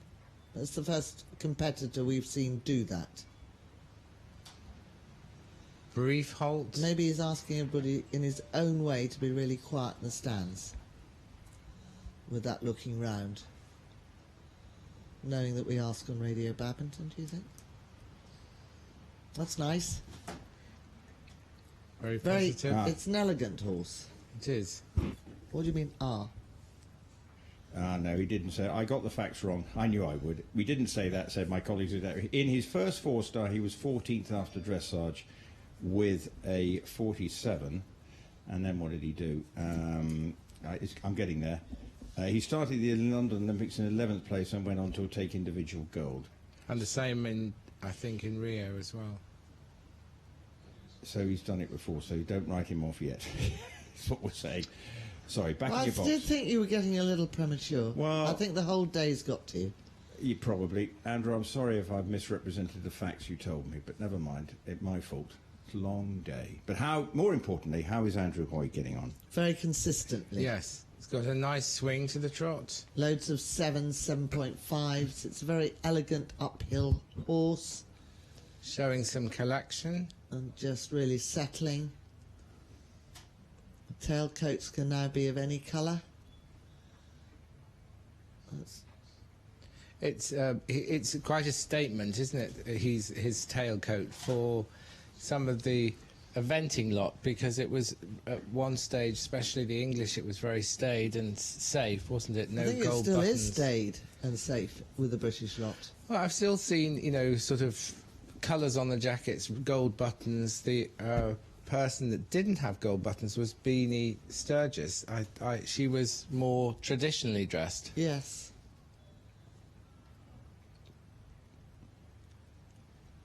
It's a nice walk. Yes. And actually, he rode that very carefully, didn't he? He started off It was a little careful. bit hot, and he just He took a waited. moment to settle. Won Burley in 1979. Who are you banging on about now? Andrew Hoy. Good. Well, I'm keeping to the facts here. Just checking. As opposed to making up a whole lot of twaddle just a few moments ago about Michael Young. It's the competitor in the arena, Rupert, not one from yesterday. Low mark from the judge at C, What, Andrew Hoy? 6.5. And 7.5 and 7 from the other judges. Sometimes get the feeling the horse doesn't quite use his back. No. Mistake in the flying change. Late behind, so really a 4. Changed the rein, got 3 7s, 2 with a 0.5, and the flying change mark. Randy won here in 2006 with Moon. 5, 6.5, and a 4. Well done, Em, you got this right. Yeah. Judge at C, temporary lapse. The horse is really coming across this diagonal line saying, look at me. Nearly too much. A good change at the end. Again, he doesn't really use his frame enough in the extended canter, I don't think. No, you mean he just puts his head up a bit high? If Yeah, we he would does. simplify it. Yes. For people like me that don't understand the technical terminology, Peter. Yes. You know, it needs to be a bit more through. What? The impulsion, the understanding, the softness, the broom. I hate that expression. Needs to be more through with no explanation. Yes, exactly. So, yes, this horse doesn't really take the rein forwards and down, and we saw that in the... Stretching. Yeah. We've got 6.5s and 7s for that stretching, which is about right. 2 correct flying changes. Judge at C sitting on the fence a bit with a 6s, 6.5. Bit mean, having been a bit generous earlier. I find that strange because, I mean, they were correct flying changes, weren't they? Yeah, so the judge at M has now more or less got it right. With Andrew, the horse stepped back in the final halt and then moved off a bit promptly. So where do you see this one? Low 50s? 40s, you mean? 40s. Low 40s. Okay. No. Yes, low 40s, sorry. Ish. Middle 40s. Yes, I would think so. Sorry. Low 40s, yeah. Middle 40s. Did a 34.8 in the Moulin in 2012. You won't get 34.8. Okay, one, just check. Paces, Didn't mean 7s, stand. impulsion 7, 7.5. He's 43, 4? Yeah, he's going to be on 70% probably. 46. 6.5s and an 8 for the submission. So one judge is saying good Don't, submission. please. And then 8.5, 7 and 8. The German judge, not a fan. 70, yeah, so 44, so spot on there. I did get that right. You did. Yeah. 44 dead. 14th. It's 46.4 was his best dressage score here at Badminton before, so he's bettered that with 44.0 here with Rutherglen, but that presumably is since 2010, just to confirm. So and he's in the top 15, ranked 14th at the moment.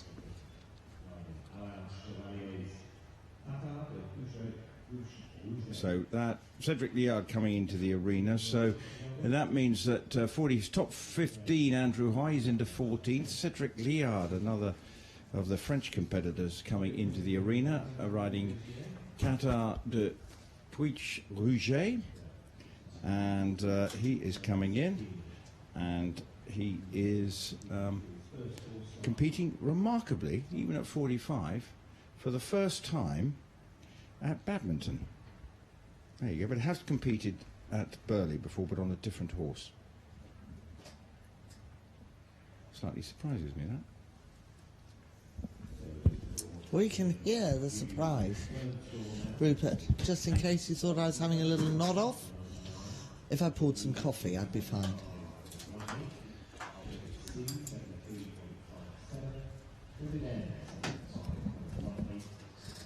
Hello, everybody. Have you dropped your glasses? I've dropped my glasses, so there's no chance of me seeing what's going on here.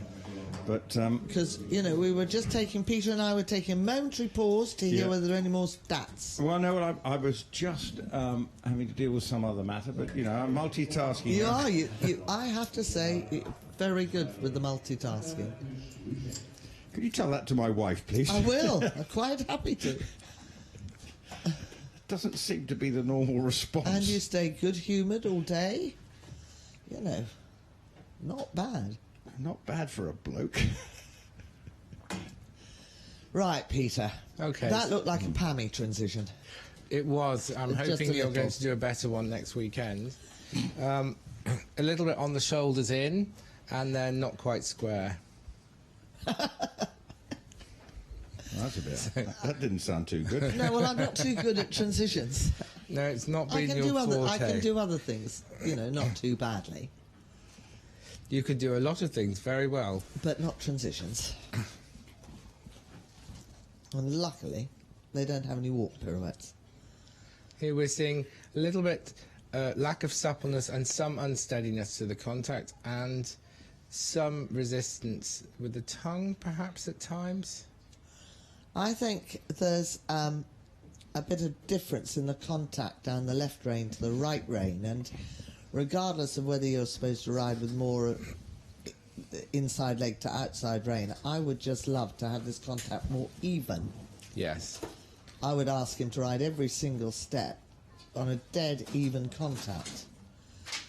And to my eye, I just don't think that the horse settles to a really even contact. However, having said that is now a bit better. But when they're coming back, you can see that it isn't even. Yes. More blocking on the left, yeah? Yes. Cedric, good. I didn't dare say that in case you shouted me down and said it was the right rein.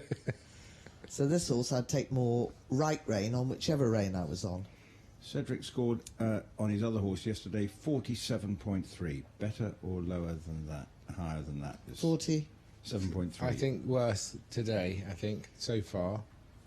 Rainbacks had 5s and 5.5s. There was resistance. Again, not really settled into the contact, although the walk steps themselves are fairly good. But the contact is not consistent. And some resistance and changing outline as he comes back. So not quite in the same calibre as that superb French test that we saw yesterday, when we were a little bit interrupted and we didn't give it the credit it was due. Rupert, the name of.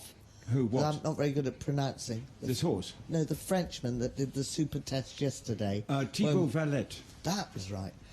I'm just very bad at pronouncing, and we had the delightful interruption with Rory Bremner that slightly sidelined us a little bit. Unfortunately, Rory did describe him as a... No. We don't need to repeat what Rory said. Well, he said he was very good. He did say he was very good. He just was impressed with his outfit.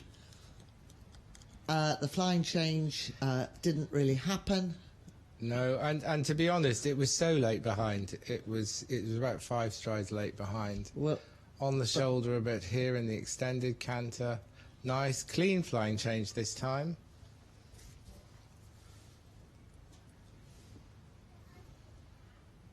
Half pass. I think this dressage might not be this horse's forte, and for me what gives that away is the lack of muscular development up over the top line just a little bit. I would agree with you. Am I really allowed to say that?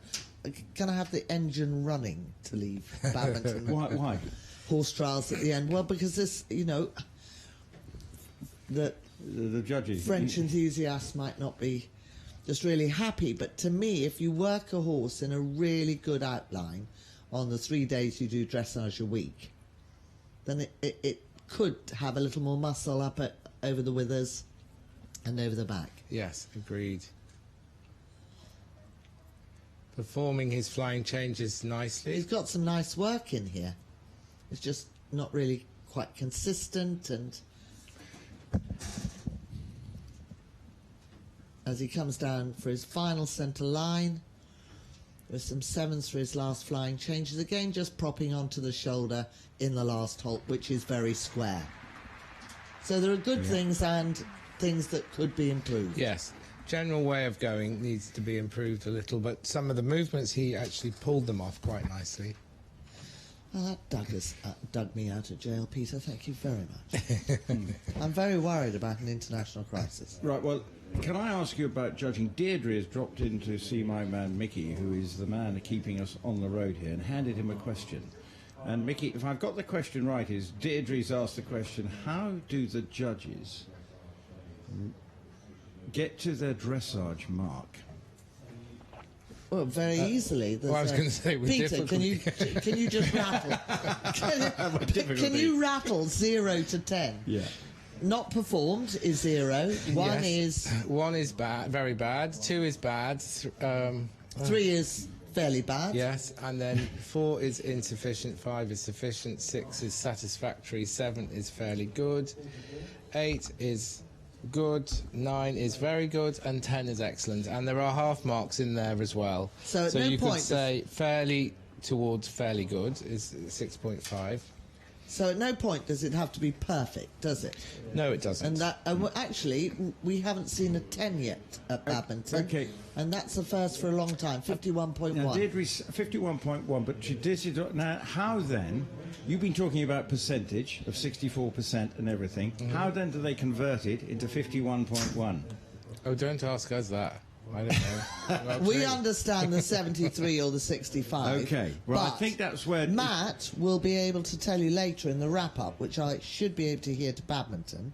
Yes. How they divide it, subdivide it, multiply it, so subtract it. There is a it's getting... What they try and do is to get the ratio of the influence of the dressage right to the jumping sections. Okay. Through their mass. Okay, so there's a computer program somewhere.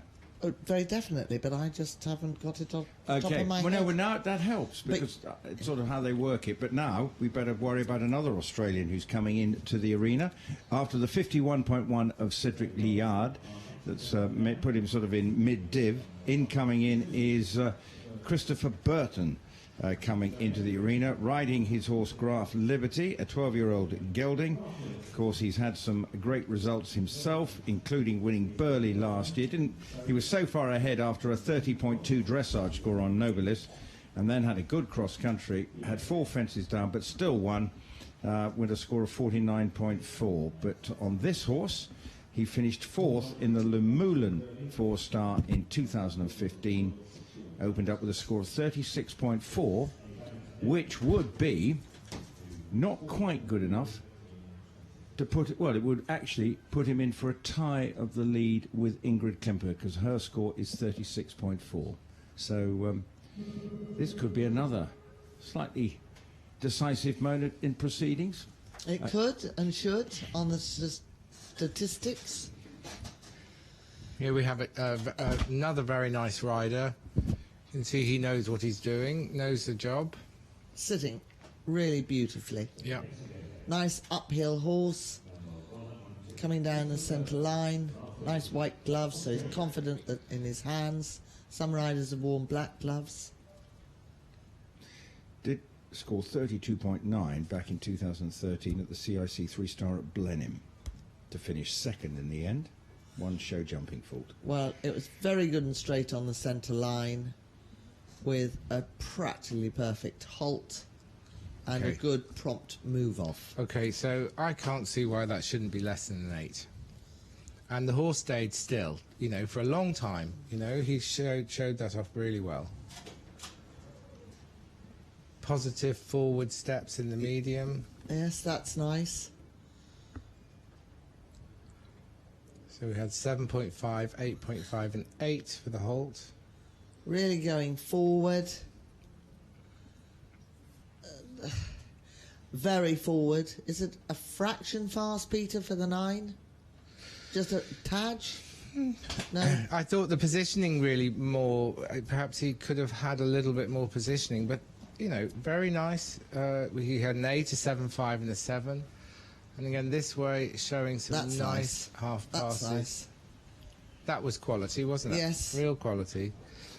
You know, clear bending, clear trot. Well, they like that less. We liked it more. And that was nicely set up. This is good.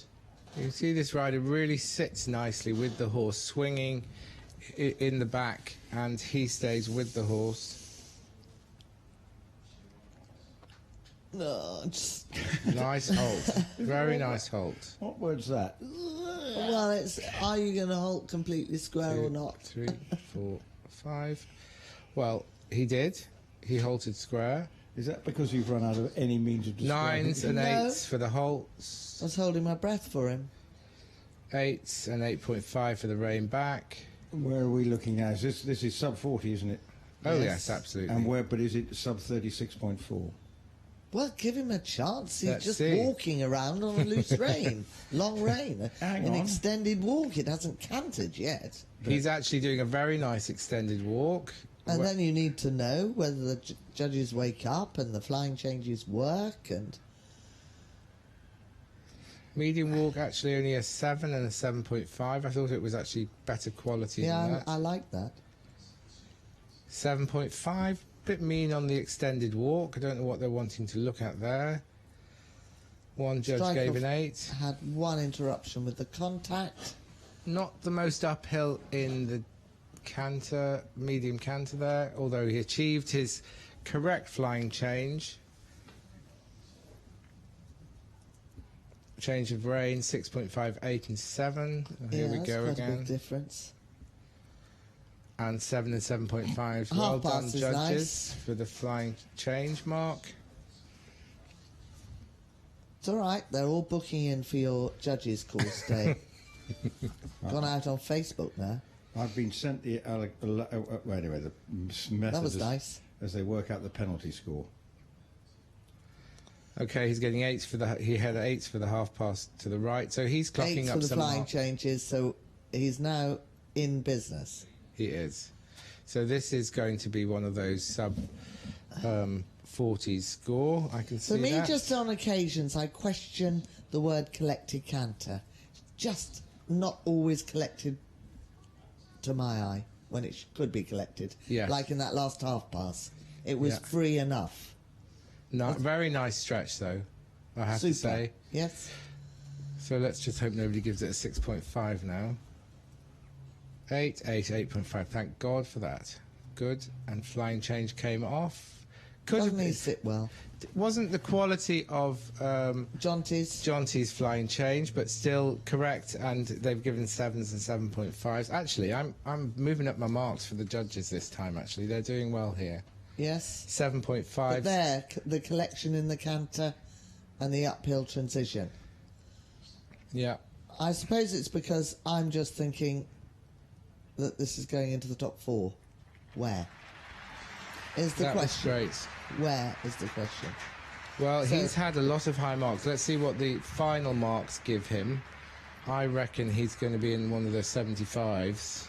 He's in the top 3. He's had an 8.5 and 2 9s for the final halt and salute. The If his judges- end marks are this high, he goes into the lead. Yeah, he's going to have high marks here. He's a good rider, though. I Lovely think he rider. deserves to be high up there. Really nice rider. A very unfussy rider. Is that a good way? Just sat so still, hands never moved. This is the Pace is at decisions. 8. Yeah. Impulsion 8.75. Yeah, so Submission. good marks. Is this going into the lead? This is going to This go is into the lead. Yeah, here we It go. is going into the lead. 9.985. Let's at least say Okay. it, ladies and gentlemen, before it does. There you are. 32.9. Oh, okay, that's blown it apart. Well, if you'd listened... Oh, no, I was listening we were to you. getting very excited. Can I just say something? That I was, well, you were nattering away at the beginning when he was going thought round it the was arena. going. I was going to say, now watch out, everyone, this one's going to be a good one. Well, I just by the thought way he started off. He hit itself on the top corner just for a second. Well, okay, this has been, 32 That was points. lovely. Well, that is, as I say, he did score a big score at Blenheim back all those years ago with this horse. God, he did sit nicely. 32.9 he scored then, and he's equaled that score here, but at 4-star level, that's at 3-star. I love that young, supple body to sit as still as that. I don't know what you're talking about, Pammy. God. But can I say, Ivy Freeman Atwood has just sent me the weird way they work it out. She has said, to work out dressage score, they take an average percentage from judges, then minus that percentage from 100, then times by 1.5, so 70% average equals 45 pens.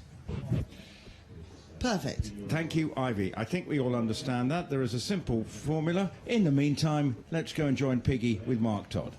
Joined by Toddy. Some pretty amazing bits, but just in the canter looked like he just got a bit rude to the bridle a couple of times just for you. No, he can be like that. When he gets a little bit upset and a bit nervous, he gets snatchy in the hand, and there's not a lot I can do, I'm afraid.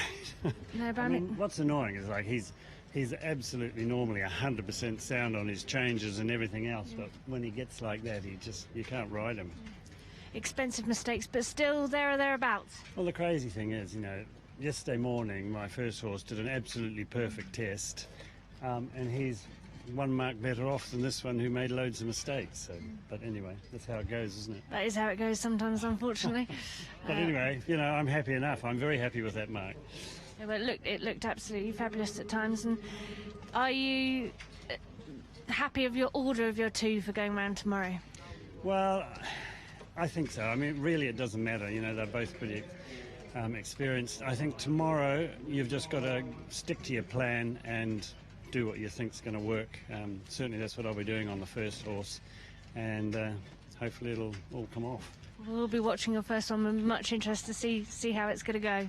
But best of luck anyway. Thanks, Piggy.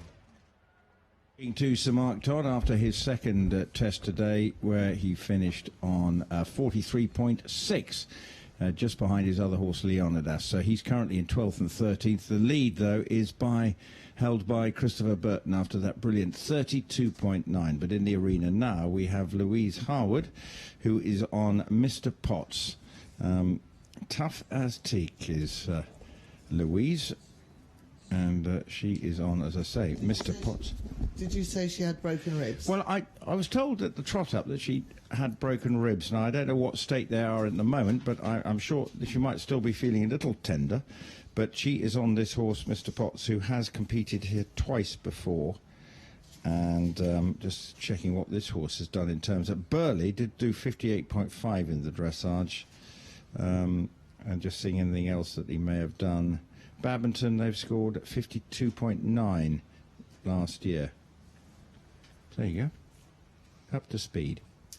Okay, so she did a nice medium trot to start with. Some suppleness issues in the shoulder in and the half pass. It's coming against her hand a bit.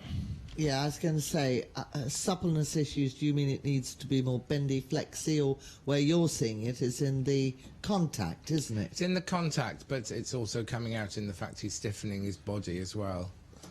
So it's in 2 places? Yeah. And there you can see he's a little bit of a pro at it. He's learnt how to do an extended trot, but he's having a little bit of a fight with her on the way, and therefore for me was a little too much on the hand. Absolutely. This horse would be quite a big horse for Louise, wouldn't he? He's a big horse. He is. She's a small lady doing a great job. I'll tell you in a minute if I can work my system here. What we are you going to tell us? We should hold our breath. It'll be worth it, I promise you. Worth it? Have you lost the place on the phone my Wi-Fi's just gone down. Your Wi-Fi's gone down? That's been the excuse all for the last 2 days. He's a genius. You were so nice. I've been so nice. Now you're starting to unravel. You're starting to get cocky. Back at your box, Peter. Yeah, exactly. Peter, he's the one who hires and fires. Okay, right. Yeah. Well, in my dreams. A nice strike off from Louise at sea into canter. We we went off track a little bit in the walk. It was neither, it wasn't bad, it just wasn't great. She's come back a little bit early and not done the flying change anywhere near her marker. And even if the movement of a horse or the way it's performing it isn't great, if one actually rides the test as written down, it can help you gain more marks. Yeah, and we're just seeing a little bit of a tension, a tightness and tension. We to the talked earlier contact. about the U and the V, Yeah. and this horse is just producing a V because he's come back at her in the neck. Okay, and Popped into the change. Yeah. And a little bit, like you said earlier, Pammy, it was because she wasn't straight as she came out the corner, and so that most of the extended canter came towards me slightly in travers. Yes. Mr. Potts is only listed at 16.2. Okay. Now, but she's tiny. that flying change, well, it doesn't matter whether it's right or wrong. Actually, does it? No. It hasn't mattered so far. They can make it up. It's a freestyle. And again, here we're seeing not enough stretching and the horse not really taking the rein down and forwards. I thought she did a correct change and should have had a higher mark than the 5s for the late behinds. Yes. That was another correct change. And that one, although it's correct, it swung badly. Yeah. So if that one's marked down, that will be on the swinging. Oh, a very big mark down. Well, yeah. 2 4s, never mind. So the judges' course that Peter's running is at Badminton on Monday. Tickets at £50. And please change your flights to Tuesday. Okay, well, we'll wait on the score for Louise, because immediately I think we need to go and hear from our new leader, and that is Christopher Burton, who is with Piggy. I'm about to be joined by Christopher Burton now, who I'm going to give a big kiss to. Well done, Berto. That was fantastic. I'm so proud of him. I can't believe it. He just stuck with me. He went in the ring and I thought, oh, he's gotten a bit excited. But he just gave me a nicer trot, you know, and I was so proud of him. He's always had that in him, hasn't he? But just to relax and get it all like that is just incredible, isn't it? I'm so happy. I don't know what to say. I purposely didn't push him too hard at the start of the week. Would you believe the first time I sat on him here was on Wednesday after the trot-up, because I've been known to overdo it on him before. And he just worked in better and better, and to come out with a 32 is fantastic. And you look amazing. You're such an inspiration to all us riders to look up to. And I remember sitting with you at Le Lion d'Angers a couple of years ago, and we were watching Michael Young do a dressage, and we were like, what do we have to do to beat Michael Young these days? It's impossible. But you've just done it on his good horse and smashed it by nearly 8 marks. Oh, Pig, that's very kind of you, but I feel the same with you, so I hope we see you out there soon. Well, we're very proud of you, Danny, and keep up the good work, and good luck for the rest of the week. We hope you're still there at the end of it. Thank you.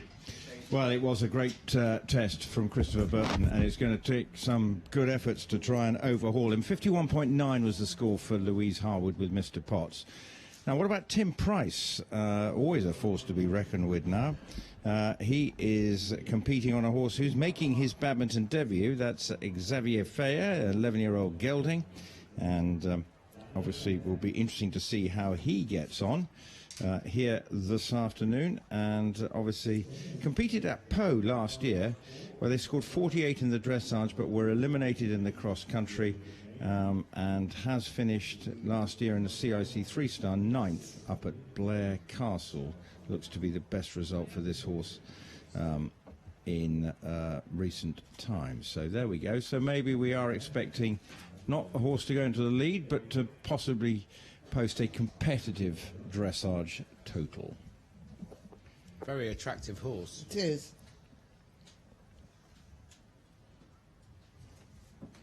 Just trying to look for Tim's best badminton result so far. Lots of love for John T. Evans out on Twitter for his performance. Well, yes, I know, and that's why you get the huffs and the puffs and the sighs for when I see another one go just ahead of him, because... Oh, he did such a good job. Thank you. He really did. It would be so interesting to watch his test again. Because I still, to me, he's come out on top, really. He did such a great job. Is that because they, here's my question about judging. Sometimes, whereas Ingrid, no one's criticising her mark, but they sometimes, because it's him, they somehow. It's easier for us to say the one without causing a German dispute.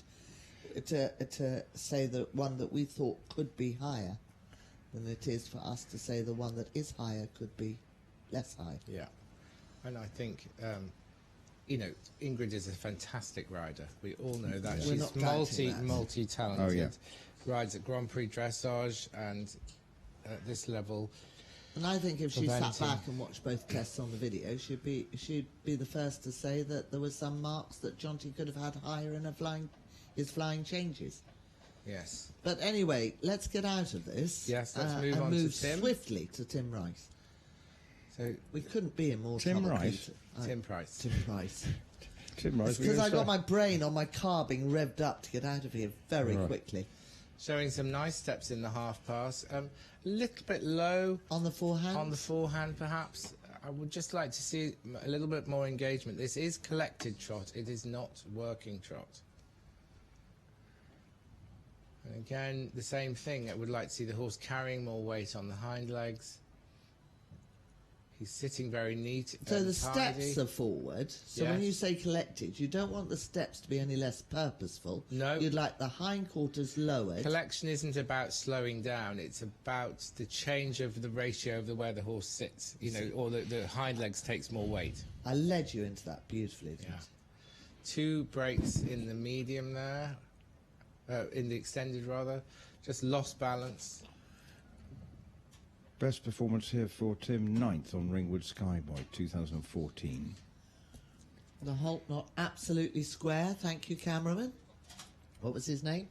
That camera. You're looking at the one that's on now? Yes. And there's no camera behind that one. It's a fixed one. What? Means it just points and goes. Well, it's hopeless. No, it's modern technology. Brainback has had some different marks. 7.5, 6. It won't be and long 7. before we don't need judges or commentators then. No, that's... Well, Machines?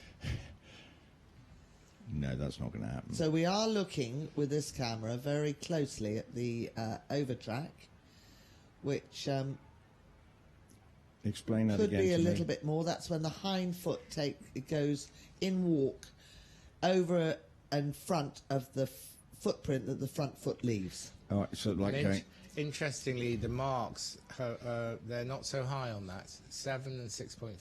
Well, the overtrack could have been a little more. Yeah. The lengthening of the strides is good there, and the frame, but again, as Peter said, quite rightly, totally agreed with him, just falling a little bit onto the front end, another way of saying onto the forehand. Yeah. And If you look at the horse in front of the rider, what we're both saying is it'd be quite nice if it just came up in front and sat a little more behind. Yeah. And there's been some resistance to the contact and some mouth opening, especially in the medium canter. But it's still above average test, getting solidly reasonable marks. It's not going to be in the top 6.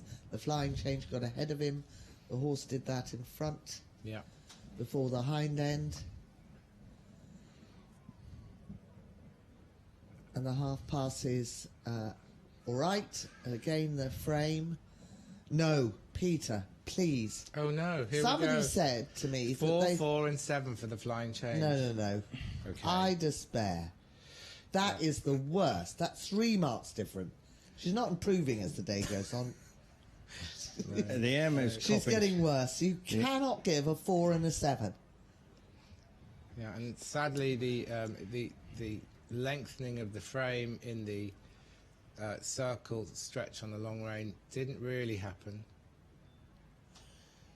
So this might not be this horse's best test.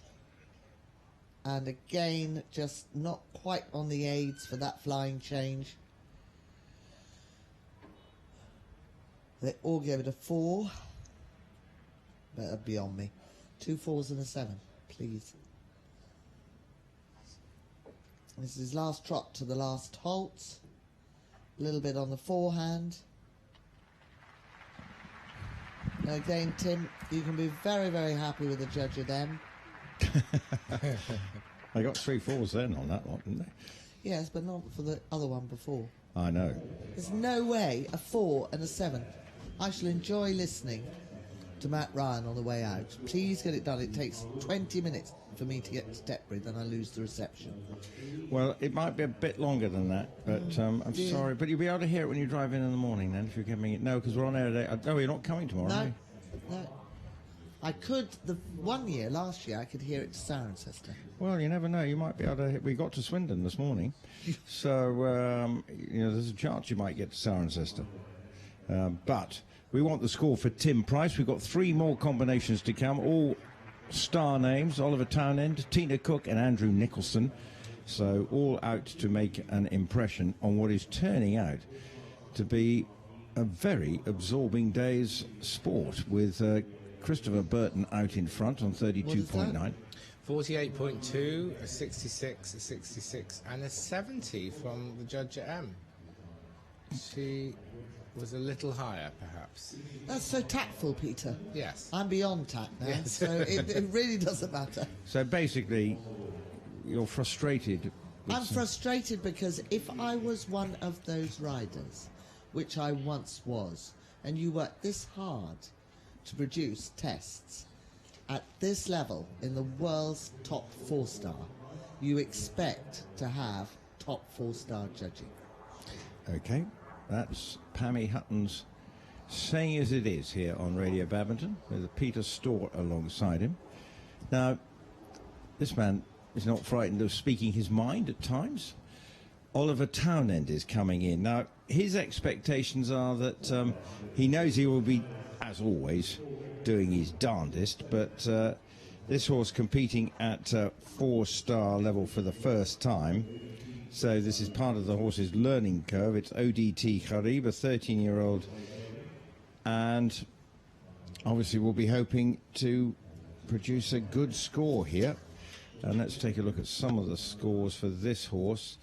Sort of been knocking around. They did do a 42.6 at Burham last year, and a 40, and what else? And has done in a 3-star 52. That was at Blair Castle last year, where they eventually finished second in the CCI 3-star with a couple of time faults for the cross country, but 2 fences down to finish in second spot. So that's where we are with Oliver Townend, his second horse, but not going to be a horse that's going to be, well, not expecting him to be in the top 10, probably not. Well, you never know. Again, I always say when you buy a horse, you go for type, temperament for dressage, type, temperament, movement. Now, if they're not built absolutely right, it is difficult to have great movement. So that's why I put type first. If they're long in the back, it's difficult to get the hind legs under. If they've got short front legs, it's difficult for them to get themselves off the front end. If they're ugly, the judges don't like looking at them as much as the beautiful ones. This is a workmanlike horse, and actually is a workmanlike type, I might say. Temperament. If it hasn't got a good temperament, you can't train the horse. No point in buying movement. And I've watched this horse over the years, and he's actually got a very good temperament and has started this test off by far and ahead. Yes, better than any other year. I'm sure I've seen it before. Not here. Have I not? Nope. Well, I've seen it before. Well, have you... So I've watched it closely somewhere. I've been bored somewhere. Not 4-star wise. Blenheim. I can't see results at Blenheim for this horse. Blair Castle, Samur. Would you be there? No, I didn't go to Samur. Samur, sorry. Blair, would you have gone there? I probably might have been just at an advanced. And I just clocked this horse because it's a nice, honest horse. It's a nice type of horse. It is. I like him. He's a nice type. He's doing some nice work, just losing a bit of suppleness in the lateral work. Second half pass to the left was much better. Nice hold. Might not appear hugely scopy. Little blip in the end of the rein back. Sevens. Da-dum. He's had some 8s for the halt and 7s for the rein back. I think he's being a little cautious with the walk. In the medium walk. Wasn't convinced about the rhythm? Yes. The rhythm to me was just slightly off, not 100%. Again, really there, the rhythm could be better. It's passable, but it wouldn't be, for me, a high mark. So, if you were saying to your writer, you'd just put careful of the rhythm? Yes. It wasn't out and out incorrect. Now let's see, as he picks up to the canter, we'll see whether or not he loses the rhythm a bit more. He Not didn't too bad. actually, got no, better. He didn't. Yeah.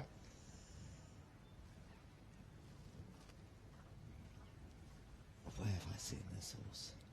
Sure as hell I've seen it. Ooh, you naughty boy. Having said he was honest in the temperament, somebody spooked him at the bottom. He caught sight of something. Well, it wasn't your packet of crisps, Peter. But it was the wind is maybe blowing something around. There's big crowds Smart in there. half pass. Change of brain, E3, C6.5, and the other one 7. Of course it was a 7. It was the judge at M. 7.5 There you to are. 3. That's worse than It's anything. stunning. It's just fantastic. That's what I mean, Rupert.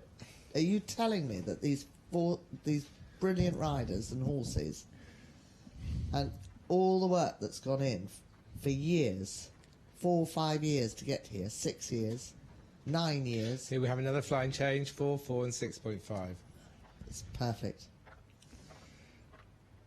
So that's from what do you describe 3 as a score? Bad. Yes, it is in the bad range. And 7.5 is 7.5. Fairly good. Is fairly good to good. So you're saying it's nearly good. It's from bad to good. Yes. Okay. Enough said. I mean, we're not at the Gymkhana down the road here. Clearly not. That plopped. And do you know what? Almost he doesn't really do a flying change. He almost takes a trot step. He doesn't, but they're not just not quite supple. Fluid. Yeah, It does one of your Tranter's changes. It did do a Tranter change. Do you know, I don't think I've ever seen a Tranter change. Yeah. I have now. Yeah, and we've had some 4s, 4 and 3s and a 5. 5, inevitably. Yeah, it's not the best test. Some problems Yeah, he'd there. be very disappointed with that. Started well, and then the canter work isn't really established. Would that be fair? Yes, and I think his, you know, the two horses he's had this week, they haven't probably produced their best tests here. But he's a very good cross-country rider, isn't he? And he's a good jockey. He's patting his horse. So I think something spooked it off the corner. Do you know that my mother, if we had to do an indoor competition, which we did used to do at the Horse of the Year show, when we did dressage to high standard there, used to ask the students to come and sit down for a couple of hours with packets of crisps and tin cans. Yeah. To make as much noise as possible so that the horses got used to it. When cameras first came out, didn't the British team have days where they had training with cameras? Yes. Yes. Not wrong, am I? Can I? Why? You know, sport is all about entertainment. If the crowds, you know, had to go reverentially quiet, you know, isn't part of it sport? Sort of, you do appreciate the noise. Why do we? Is it just tradition that you behave like a church mouse during a test? No, I just think, and we've only asked for it with 2 horses, Rupert. We've just sort of said, look. Yes, no. This rider's in difficulty. Well, that was with Cohol, yeah. So could stay really quiet. Can I just tell you about Christopher Burton's score? That, we believe, is the 3rd best score in the dressage in badminton history. Yes, I can well imagine he nearly had 80% from one of the judges. And the 2 better ones were Andrew Hoy in 2000, when he scored 30.8, and then Pippa Funnell in 2002, 31.6 on Supreme Rock. So, in the modern time of badminton, since the changes, that is the best dressage score. How did you look that up? I found that out on Twitter. You love Thanks looking to these the things up. Equi-Ratings and Badminton Horse Well, website. there you So are. thank you to the colleagues there. But that is a good nugget. So in modern time badminton, in the new format, that is the best dressage score. And there's been some pretty good ones. You think what Michael Young's done. So hats off to Christopher Burton on Graph Liberty. Now the pressure is on him to keep it going. Now Billy the Red comes in, Tina Cook, who's got plenty of experience of here. Statistics coming out about Star Witness, and Star Witness was last year 49.7 on the dressage, went double clear subsequently to finish 7th, and in Burley the previous autumn finished 8th. Again, had time faults in the cross country, and has also been 8th at Buccalow on this horse in the Nations Cup. So quite clever, Peter. Just this horse she felt was getting a bit tense, so she's actually just ridden it to a couple of flying changes, and I think that that's not the easy area, and yet she's coming down there with a nice soft outline. As straight as a die it looks, to a square but not still halt. Yes, that's a shame. The horse must be immobile in the halt.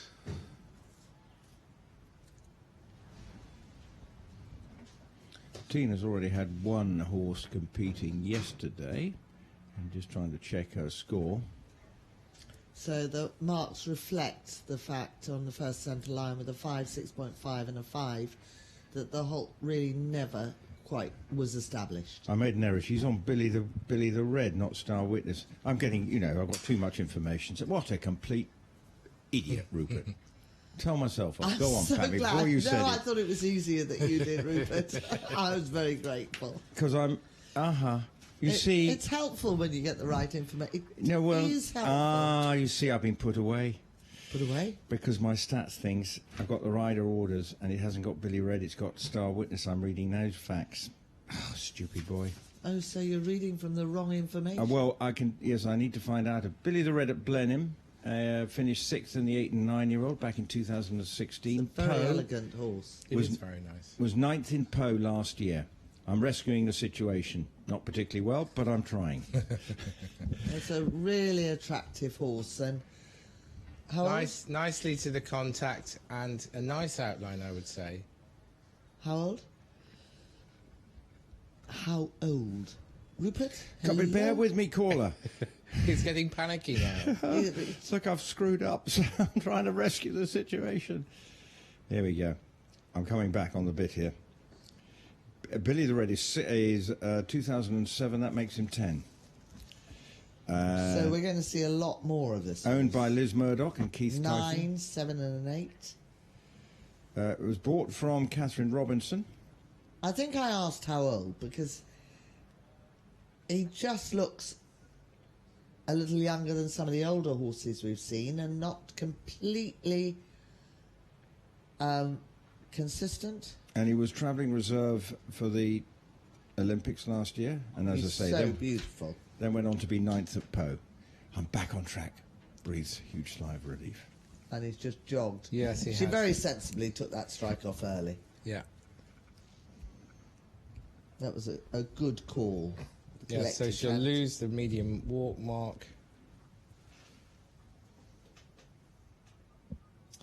And he got there ahead of her in the flying change, so it was late behind.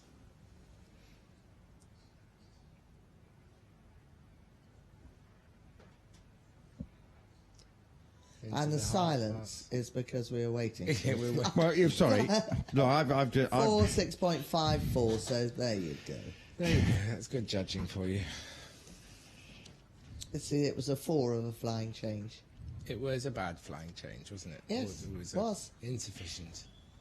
But it was the judge at sea that got that one. That one was a better flying change.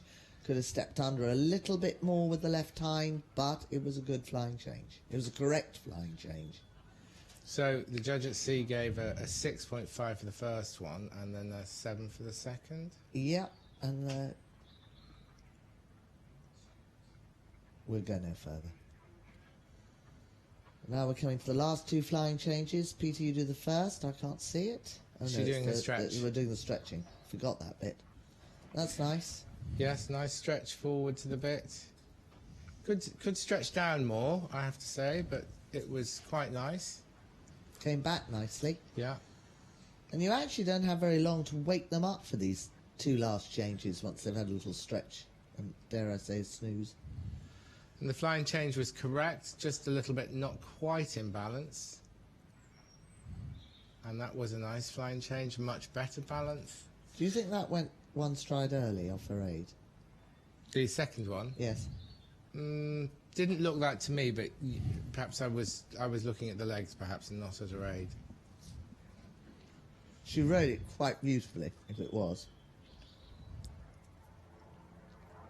Just stepped back to that last halt, or didn't bring the left hind up. Pleasing test. I feel that we haven't seen the best of this horse yet. Well, Billy the Red is the horse. I will never forget Billy the Red, having called him something else before. What did you call him before? Star Witness. But anyway, still for Tina Cook, finished top 10 in Po, and looks a little, I don't know what the look is on Tina's face there, just sort of thinking, oh, I'm glad we got through that maybe. Now, I've got a question for you. It comes from Kimberly Marshall. Noticed while watching over the last 2 days that a lot of the horses have what look like wide-set studs that protrude to the outside of the shoes on the front. Now, I'm getting very technical here, and I'm out of my depth here, so I'm just reading as sent. What are they, and why would they be used as opposed to traditional studs? And she puts the PS, well done to Jonty, and we all agree with that. I don't know why they'd be set out to the side. I think that seems a bit weird. I think it's just that because obviously the soil, I think, gets clogged up on the end of them perhaps, and makes them look like they're coming out the side perhaps. I think it would just be standard studs. Because the shoe sits underneath the hoof. Well, no, we'll probably get sent that. Luckily, we'll be driving very quickly. We're not experts, I'm afraid, on studs. The studs... Okay. No. Thanks, Kimberly. Anyway, thank you for the question. Much You're lucky appreciated. to get me out hacking, let alone going on grass or anything like that. Peter Storr. 47.4 for Tina Cook on Billy the Red. Now into 29th spot, so just slightly worse than her first score of 47.2 with Calvino, but obviously a long way behind after the dressage. What was Ollie's? Ollie's was just going to check. Were we all talking? We probably were all talking a bit. I'm just going to try and find it. Anyway, next in Nereo, Andrew Nicholson. He scored 51.0, Oliver Townend. And here he is, Andrew Nicholson, on his fabulous horse, Nereo, who has competed here 5 times and has had a score of 37.8 here back in 2015. Best with this horse was at Burley with a 35.2. And so we will be expecting a low number. But my goodness me, he's got to absolutely blow the lights off it if he's going to beat Christopher Burton. But we should expect a sub-40 score. But I leave it to my 2 wise colleagues for the final time to commentate on the final test in the dressage of 2017 badminton. Take it away, Peter Storr and Pammy Hutton. That was so very snoozily. Yes. Well, I was sort of taken away. Then you left a pause, didn't you, for effect? Yes, you dramatic old queen, you. Okay, so the entry looks straight, nicely Now, uphill. this horse I have commented on before. Well, here? Yes. I wasn't asleep then. Pretty nice halt. Active move off. So that should clock in a few 8s, hopefully. A 9, and 2 9s and an 8. Well, now. Is that quite nice, Peter? Very nice.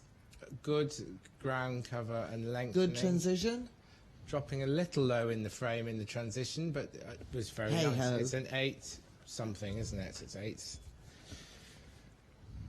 Shoulder in. Tiny little bit of stiffness, only tiny. Yeah, could stay a little more uphill, couldn't he? Half pass to the right. not quite staying in the position, but it was forward and active. And that's more uphill to the left. Yes. And forwards to the half pass. Just needs to just take... Yeah, he is trying. He's got his back to the judges, and the horse is just having a little "don't you dare disappear on me" with the rain aids, which might be why he's got black gloves. But luckily I'll never know. So fast is my escape after this test. Interestingly enough, the German judge had the lower mark of a 6.5 for that half pass. Really positive steps in the extended trot. Andrew really encouraging him to take longer and longer steps. That's a transition. That's a nice halt. 2, 3, 4. Buff. Oh, okay. That was short of a step, and then jogged coming out. One individual bronze at the World Equestrian Games at Lexington with this horse. One of our best school horses at Talland was ridden by Andrew Nicholson, and it's the cleverest horse. He says, "You can't ride, or this one rides beautifully." Out loud. More or less. So it's an honour to have Boris. I'm not quite sure what his perfect competition name was, but Boris the Grey was beautifully produced by this man. And the extended walk and the medium walk, not really taking enough ground cover there. Into canter again now. Be able to really pull off some marks, hopefully, in the medium canter. Nice. He's come back early. To a flying change, just with some of the ones that we have seen, could have been ridden a little bit more forward. Yeah, I wasn't sure if he was just one stride behind his aid, actually. Yeah, but I didn't... Do we not think he came back a little too much? Yes. Possibly? Yeah. Losing a little bit of spring and activity and rhythm in that half pass to the right. Don't worry. The judge at M never disappoints. It got an 8. What was the 8 to...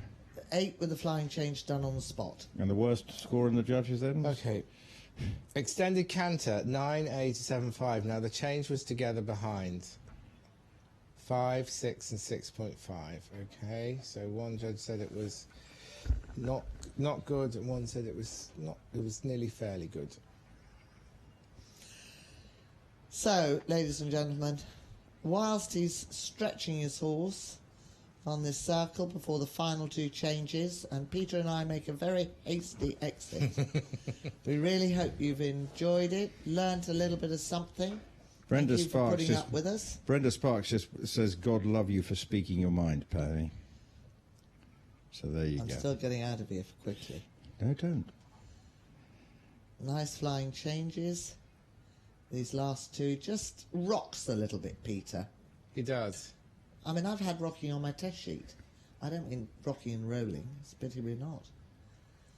We missed a flying change. So maybe I missed that with the box, did I? Yes, maybe. I was looking at the scores from the previous score.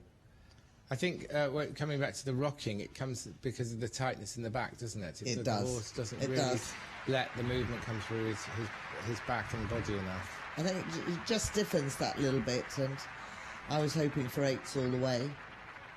I mean, it'll be a good... Because I've always been a big supporter of... Yeah, so he's a fantastic rider. It'll be a good score, but it probably won't be the one to tackle the winner, will it? No. But 9s and 8s. So again, the marks becoming quite high at the end. Paces 8.27s. Should go down on submission, shouldn't it? 7.588, so submission should be 6.5.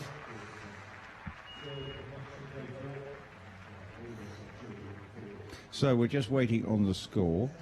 Just Monty has been listening to us on the train, loving the coverage on the train, listening to us online. You guys are a riot, referring to Pammy and, of course, Peter, and Derek Newman has been listening all afternoon, thanking you for your insights all afternoon, helping to demystify the dressage. The pictures make a lot more sense now. So you I'm have sure two we of... have confused everybody. No, you've done your job. You've done your job, you two. And a quick question for you, Pammy. Is Jerry Sinnott still at Talent? Yes, he is.